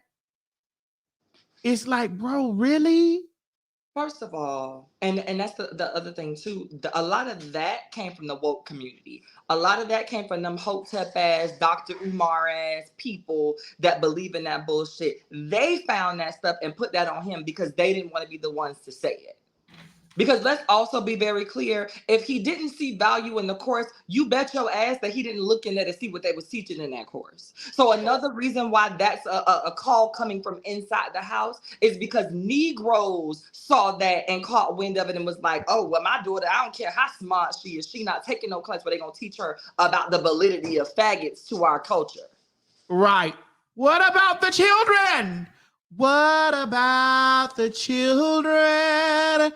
Do you know the children? Listen, people use the kids as their shield, and they hate all the time. And the gag is the kids these days can teach them more about gender studies, what the difference between trans and cis is. They can teach them about gender non-conforming, non-binary. The children these days, because there's some kids I'd have been like, oh shit, how old are you? And will lay you out with the information. Don't tell me what them kids don't understand. They understand quite well exactly what's going on. I didn't have to tell my little sister I was trans. My mama was gagged. Had not had the conversation with my little sister, 10 years old. Do you understand what's going on with Hope? Yes, mommy, I understand what's going on with Hope. She used to be my brother, and now she's my sister. She's transgender, right? Gagged my mama because we had never had the conversation. But these kids are not stupid. And these kids understand that has nothing to do with whether or not Hope is a good person or whether or not Hope is still going to be a good sibling to me. Y'all are trying to indoctrinate fear because y'all don't want them to be coming home and talking to y'all about tolerance, acceptance, love, what it means to truly come together as a Black community, because that's what the kids are doing. The kids are hemming y'all up at the grocery stores when y'all looking at people funny and talking shit about the trans girl that's getting her ice cream and not bothering you. The kids are hemming y'all up at Thanksgiving when you talking shit about that auntie that's bringing her girlfriend and everybody don't want to talk about it. But now the kids are not letting y'all get away with it no more and y'all are sick on it. They have to be learning it somewhere because at home, I'm teaching you how to be a bigot. And so now let's go into the schools because the schools must be teaching you how to be tolerant. The schools must be giving you information on how to treat people like people. The schools must be telling you that it's okay to like these people. So let's go in there and let's fuck they shit up so that they can't teach you how to be tolerant so I can continue with my bigoted ways. You want to bring a racist and somebody who's anti-white together? Talk about how much you cannot stand the LGBT community and they are going to be the best of friends. I see it with so much with my eyes. I see it with my eyes, bitch. So much. And I sit on my platform and I talk heavily about it. And this is why I jump in front of those issues. Like sister, like niece, when they was tearing me up about the Shanquella Robinson thing, ain't nobody came back and said no apology to me after they done found out that this girl, it was not the trans. And they not. And they're not. They want to sit up here and act like that I was talking gibberish when I was saying, hey, let me make sure I stand up in front of this shit and be like, nah. No. And they're not. Nah. Let's cut that shit out. Because you're not supposed to know what you're talking about, Maddie. We're not supposed to be educated. We're not supposed to be smart. We're not supposed to live in mansions. We're not supposed to be able to hold down 4, 5, 6, 7, 8, 9, 10 streams of income and don't damn one of them require me to get up out of my bed. Bitch, I can make money in my sleep and I'm not supposed to have that life because you know that you've set it up for me to fail. And when we win, they be extra pissed because how dare you be articulate? How dare you come out of the struggle? How dare you leave 70 night? How dare you have a great relationship with your mama? You were supposed to be struggling out here alone with no family. How dare you be the executive producer on multiple television shows? How dare you? And you was a whore, hooker, prostitute. How dare you be in bed with Universal Pictures, MTV, VH1? How dare you? This ain't supposed. How dare you, bitch? Out of all the people Beyonce could have picked to talk about being how black dare it be you? You don't even like. How dare you? How dare you? How dare you? How dare it? Oh, I don't like that. Instead of seeing it as a win, because once again, I'm trans this way and not this way. Bitch. I'm trans this way and not this way. Before you could clock my T, you knew I was black. Before you could clock whether or not you thought I was a man, woman, animal, or child, you knew I was black. And so when I won, we won. When I stepped in that space and I showed my ass on that screen and I won that award and I got that thing and I stamped my name on that paper, when I got this mention, you got one too, bitch. Right. When I left the stroll, you left the stroll. When I became a producer, you became a producer. And it doesn't matter if I'm trans or not, bitch. We did this. When y'all learn to put that shit down and recognize that it does not matter, you'll be in a better place. But as long as you always worried about what the next bitch got going on and who's sleeping with who and who like what and who don't like, as long as you over here telling me, spending a lot of time pounding your chest to tell me, bitch, that I ain't got no pussy. And I ain't no real motherfucking woman. And bitch, I ain't gonna never be you. You can never be me because I can have all of the children and I can menstruate and I'm a real motherfucking woman. You have to have something that I really genuinely want. And this brand of womanhood was not here before I stepped foot on this earth. This brand right here, I own this.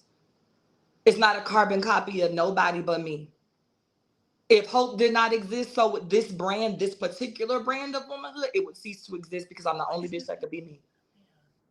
Ain't nobody gonna make me feel some type of way because the way that you do you, another bitch can't touch it.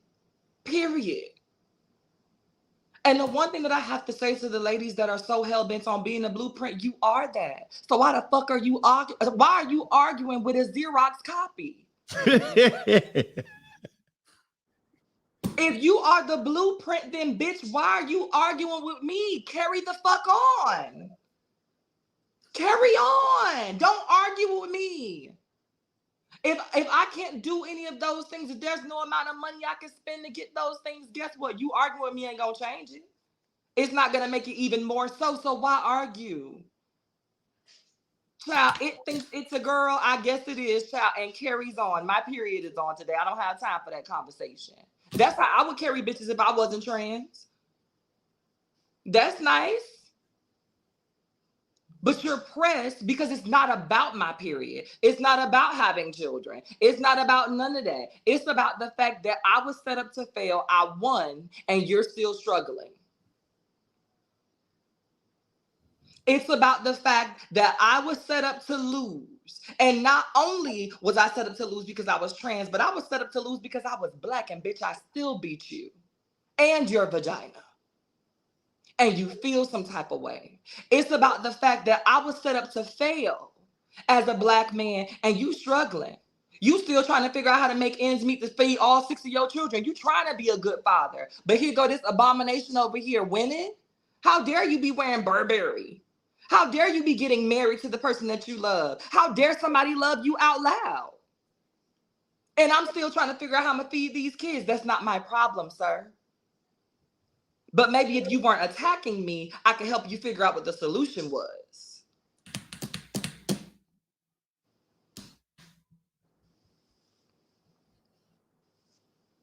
Because the men be mad at us too. The men stay mad. You're mad because you like me.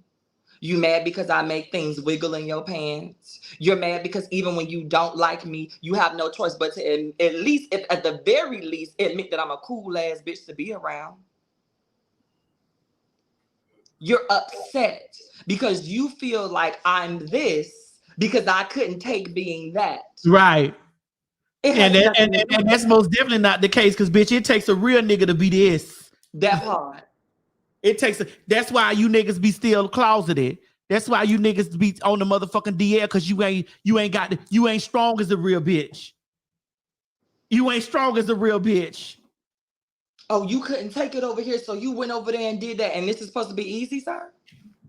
You think this is easier than what you got going on as a Black man in America? What about the children?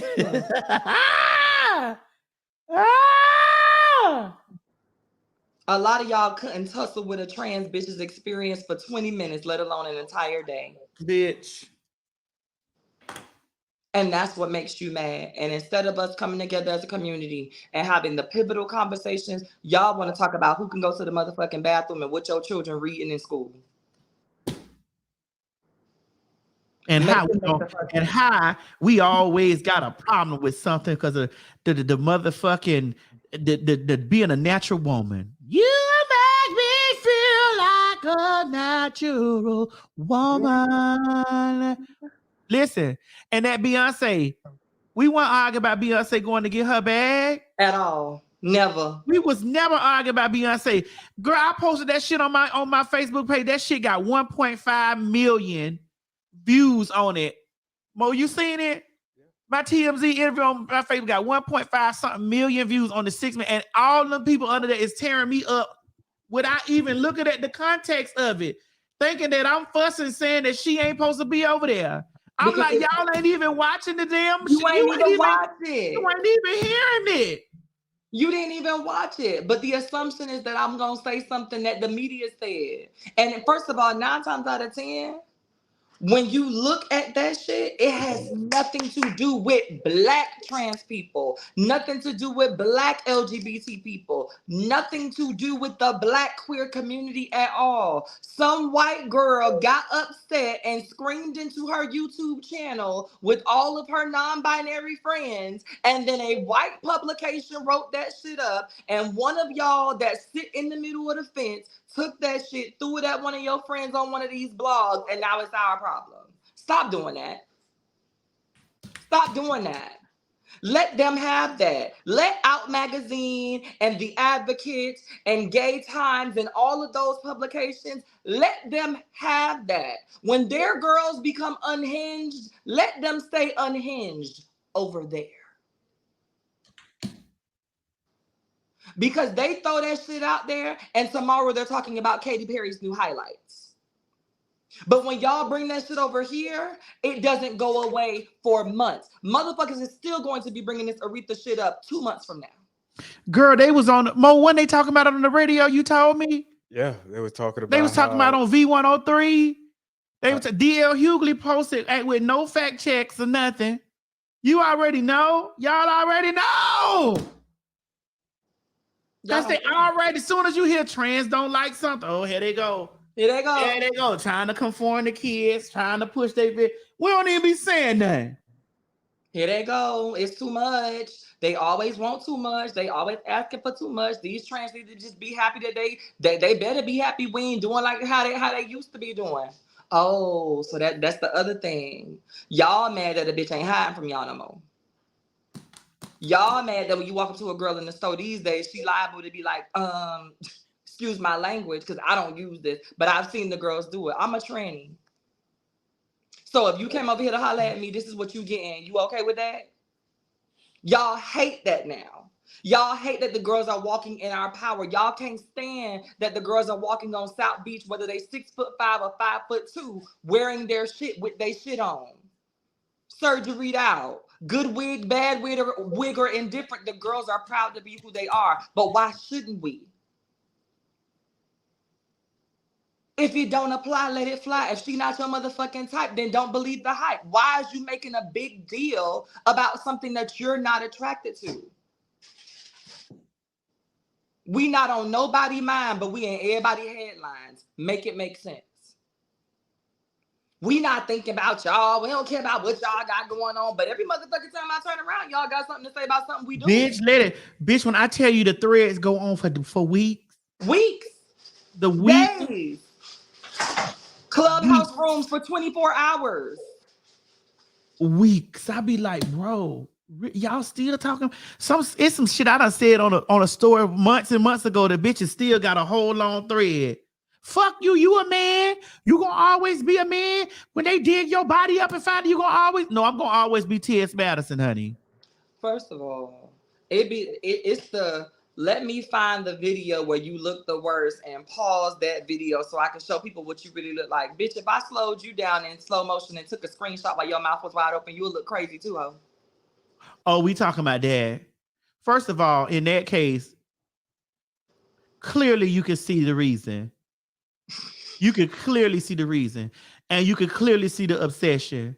And it's so much dust I pay that person hold. Like I said before 2023 started, I got my last read out and I was going on about my motherfucking business. Cause this one place, it's only one space of that bitch occupy. And that's below me. Just wanted to make sure. Let me pee. Hold them down, hold. Let me pee, girl. Tell them about Delta, girl.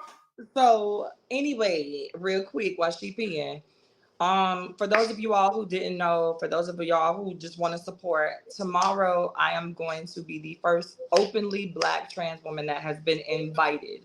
I didn't send nothing out. My management and my agent didn't send nothing out. NASA saw me and invited me to come and give them not only a talk back, but an educational series and session. And I'm really excited and super jazzed about it. And why I'm super excited about it is not because it's a clout thing that I can say or whatever the case may be, but it's a door that's opened. Now that I've been there, now that I've been the first, there's room for y'all to come in and be the bitches that come in and shake the table beyond what I got going on. Now spaces that they told us that we couldn't get into, we're going to be able to get into, conquer. And now it's going to be the first trans girl that's the executive director at NASA. That's what I'm waiting on. I'm waiting for those moments. And those moments can only happen as long as we are being real about the people that are getting into the rooms and supporting the people that are already in the fucking spaces. Y'all can't be jealous every single time y'all see a bitch level up. When you see a person doing the work, it's only natural that at some point that person is going to reap the benefits of the work that they've done. I didn't turn my camera on yesterday like some of these white girls and hop on TikTok and say something silly with the puffball on my hair and get an endorsement from Ellen. I've been doing this work for the last 10 years or so, tirelessly every day. And I tell people all the time, I'm not just a trans activist. I'm not just a trans advocate. I'm talking and I'm here for everybody Black, whether everybody Black is here for me or not. And sometimes that's to my own detriment.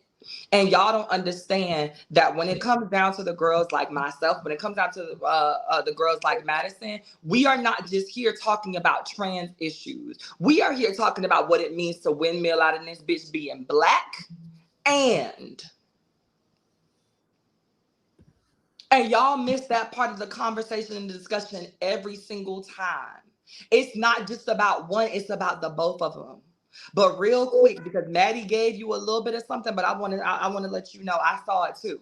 And if you feel like I'm talking about you, bitch, I am. Yes, I washed my hands. Yes, I washed my hands. Y'all don't never ask Mo that when he get up and go to the bathroom and be over here. I wash my hands. And be over here putting ice in my cup. Really, Mo like he washed his hands though. Mo but Mo he can put ice in my cup. Thank you. He can put. Mo look like a man that washed his hands. He can still put ice in my cup. Thank you. Yeah, I am a very clean person. He can still put ice in my cup though. It tastes like a goosey. Mo did. Mo looked like a man that washed his hands. But back to you, gutter. I ain't gonna go down on her like that, bitch. But my thing wait a minute. Keisha said, did you shake? Yes, Keisha, I shook, girl.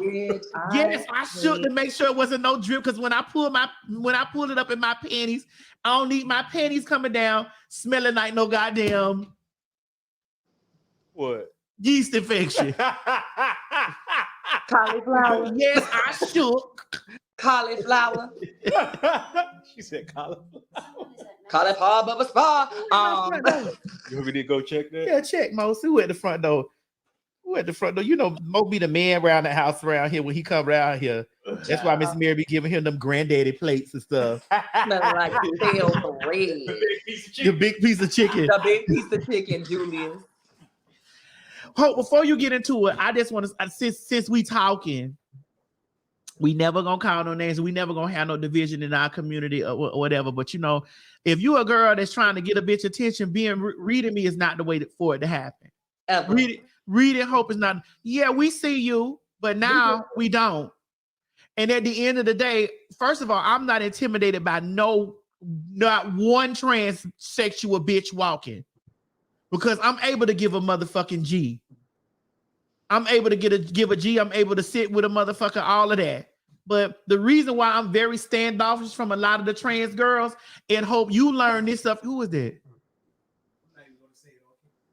Is it Chi Chi? I know he did not pop his ass in the car because we wouldn't let him on the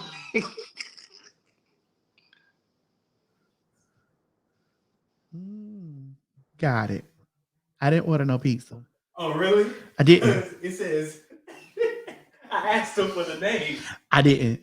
And he gave me your government name. I know. They was being messy. This is the stuff that we go through online. Right. But anyway. You didn't order that. Anyway, so finish telling me. So let me finish telling you. So we don't to get our attention is not to read us. You know, sometimes we busy, sometimes we doing something, sometimes stuff is going on. Like there's a lot of this stuff. Sometimes this stuff is going on that we don't see these things. And so it don't necessarily be like a thing or a, what you call it, or an intentional. But let me tell you how I work. Let me tell you the way I work. The way I work is this. You motherfucking at me on some bullshit, on some hoe ass shit. I'm gonna look at your shit. I'm gonna like it, and I'm gonna keep on going.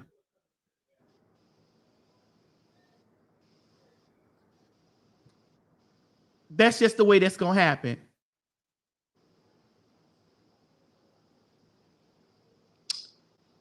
I didn't know you before you made your video, and I really don't know you now. That's all we gonna say. And that's all I'm going to say. But rest assured, we gonna be in the same space. So that same energy you had for us on that video, please keep it when you see us walking in real life. Because if you think that your opportunity is going to come without being in the same space with me and Madison, at least somewhere along that road, if you think that they're not gonna reach out to one of us to host the panel, to host the release, to host the party, to give a feedback, to be in the space, you're sadly mistaken. So I hope that everything that you said, you meant it. Because I didn't know you before your video, and I don't know you now. You said who we talking about? They or no. Anyway, Hope, again, I'm so very proud of you. I'm so very proud of you. I'm so glad that this stuff is going on in your life. I'm so extremely proud of you for that. And I'm so glad that these things are going on because, you know, at the end of the day, I can't occupy all spaces. And this is why I pull you in ever so often, be like, well, can you help me? Can you help this happen? Can you know what I'm saying? You know, or come to you with some advice like, well, did I do right?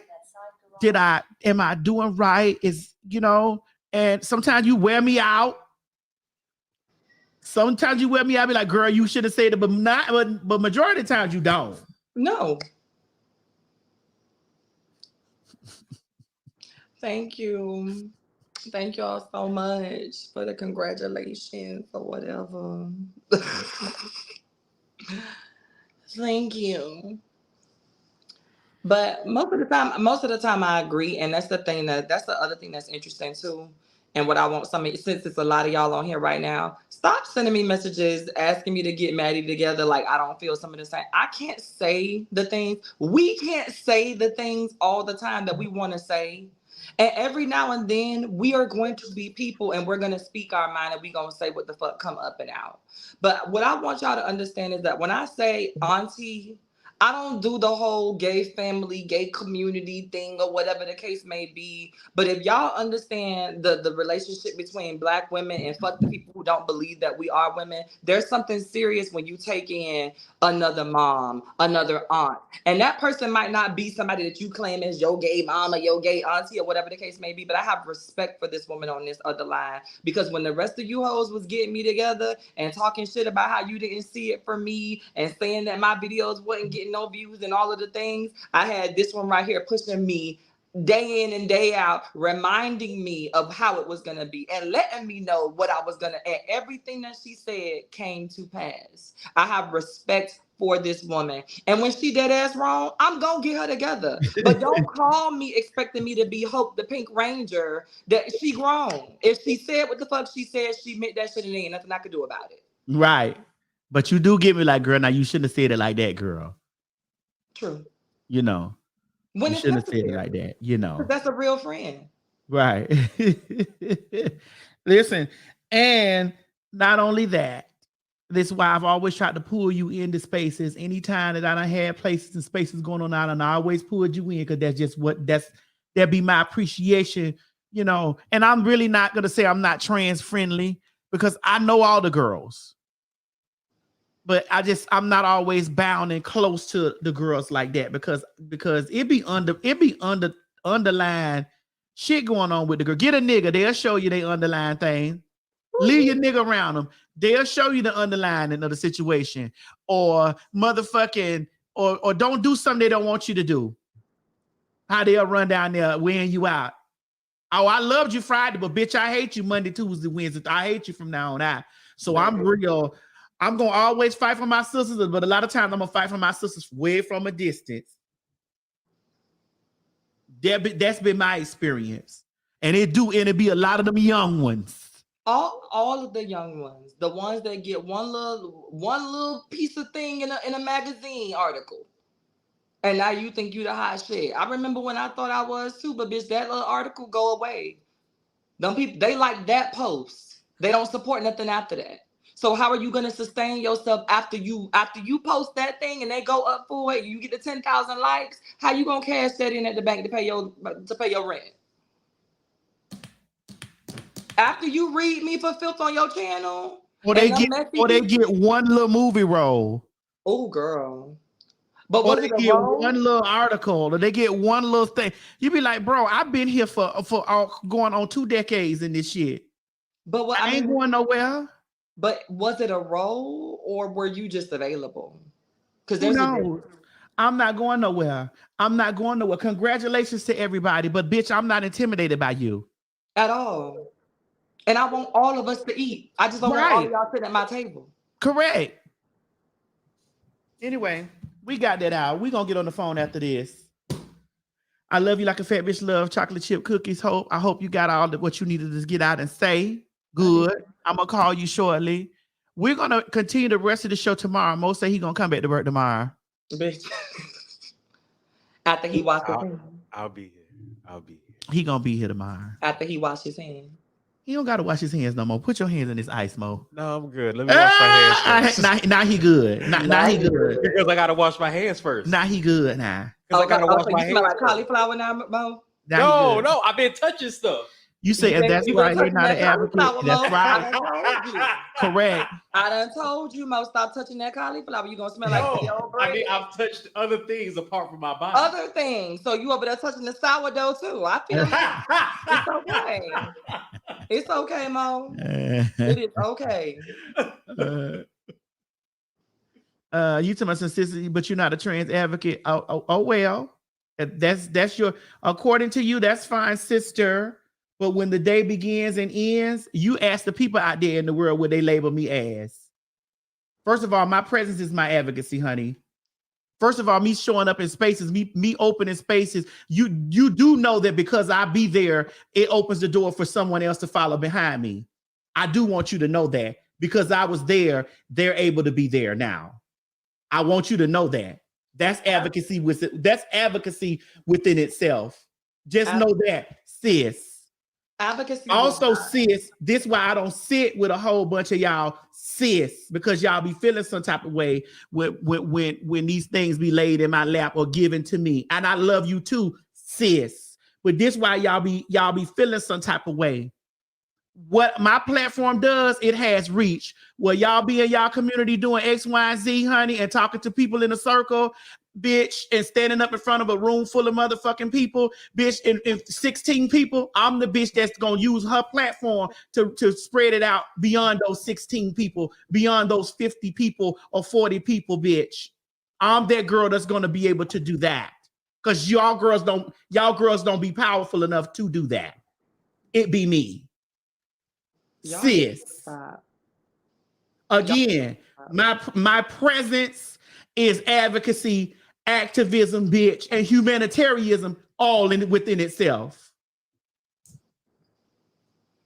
Boom. And I'm still not gonna sit with 15 and 20 the motherfucking hating ass bitches because they be feeling some type of way. I'm still gonna do that. Sis. Y'all really gotta stop. Y'all gotta stop thinking that advocacy has a face too, or that just because a girl didn't go through the channels that you went through, that she's not doing the work. Y'all gotta stop thinking that just because a girl didn't kiss those white asses that y'all kissed to get to where y'all are at, that she's not doing the work. Y'all gotta stop thinking that just because I didn't come through the swinging doors that you came through, that I'm not in the building. Because a lot of y'all be shook when a motherfucker sit up in the press conference and my name is called anyway. Stop it. The presence. Sis. Because my thing is, advocacy does not always look like a person that knows what to say, when to say it, and how to say it. Advocacy looks like a motherfucker that knows when to pass the mic. And if don't nobody else pass that motherfucker, it's this. I do. But I also know my reach. Believe that. And a lot of you girls ain't reaching. A lot of you girls standing in the room full of 16 people or 20 people talking in circles. That won't pull you in to save your life. Sis. Them same 16 people that's helping you talk about somebody else and what they're not doing are the same people that got opportunities and they could have looped you in 16 times over and didn't give you a call. Stop it. Stop it.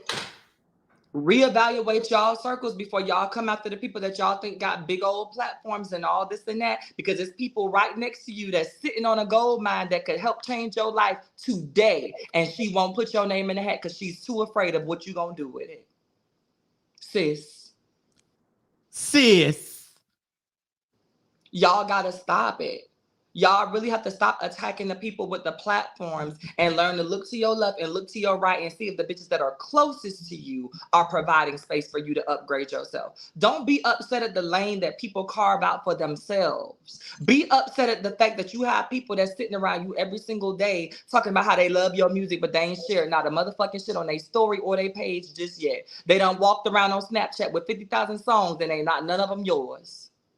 Sis.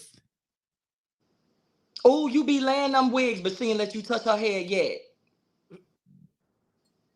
Oh, I love the way you dress. I love them clothes and them stuff, those things that you make, but she ain't been to your boutique not one time. Sis.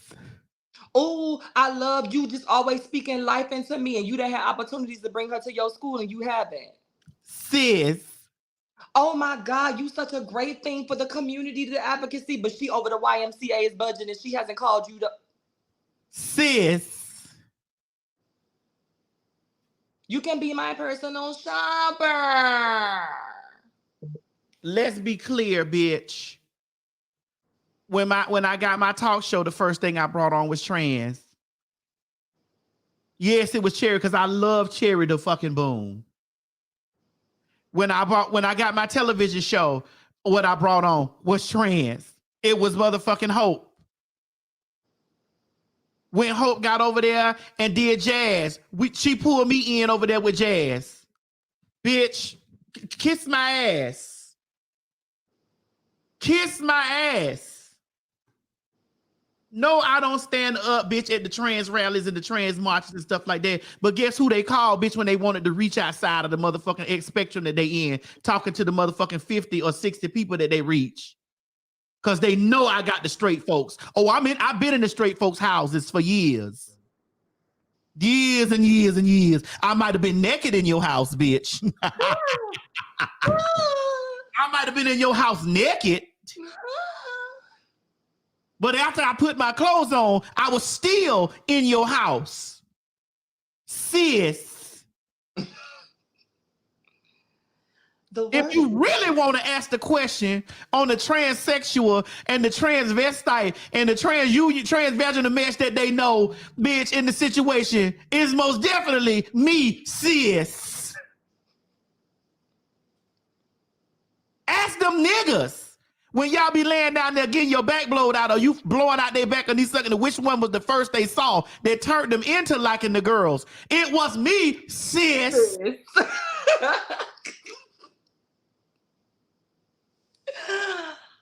Oh. We not gonna sit up here and act like that my presence is not etched in popular culture, sis. Beyonce ain't called them sis. She called me sis. Nicki Minaj didn't call them sis. She called me sis. And I goes in and I represents for my trans girls when I walk in the door.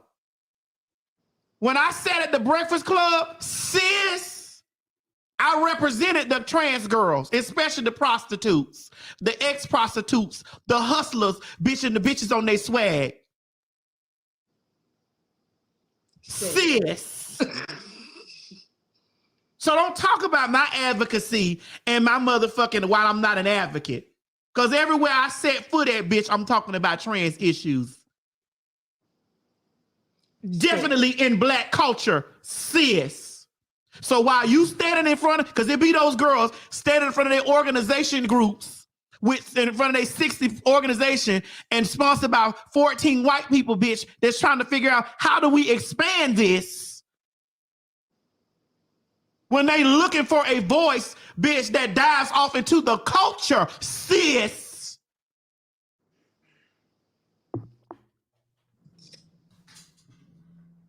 Don't play with me, bitch. I can run my resume to the floor, sis.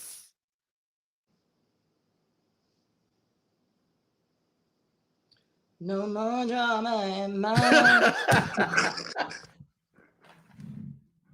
I can run my resume into the floor, sis.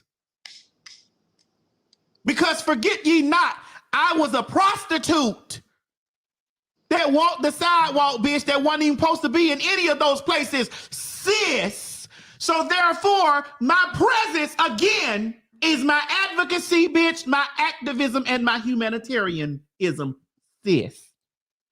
I thank you. I said good day.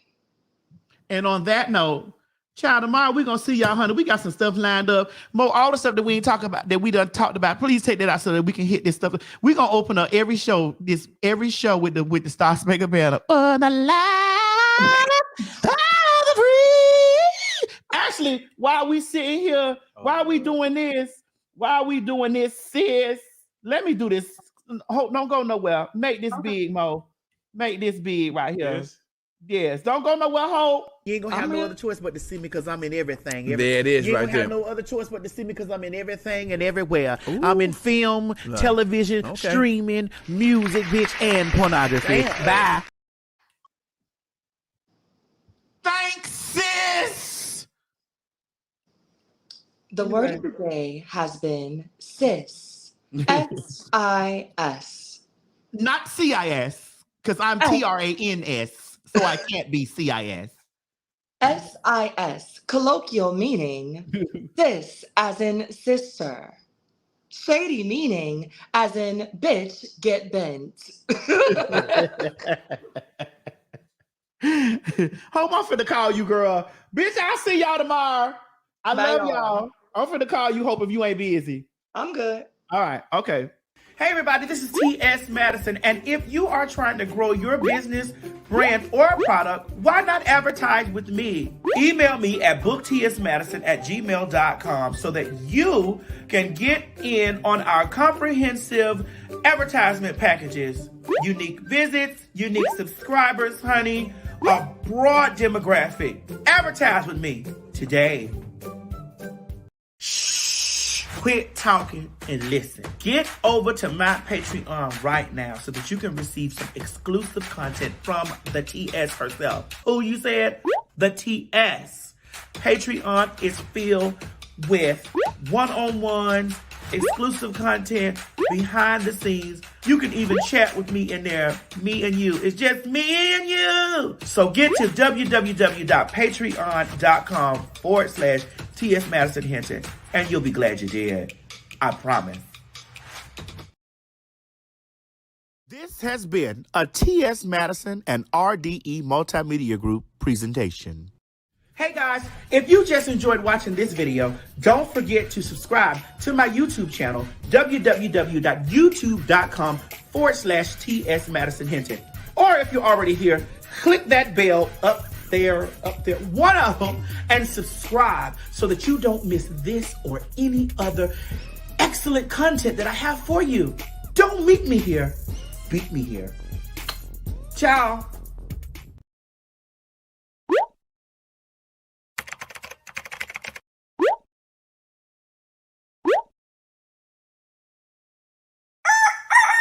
You ain't gonna have no other choice but to see me because I'm in everything. There it is, you ain't right gonna there. have no other choice but to see me because I'm in everything and everywhere. Ooh. I'm in film, television, streaming, music, bitch, and pornography. Bye.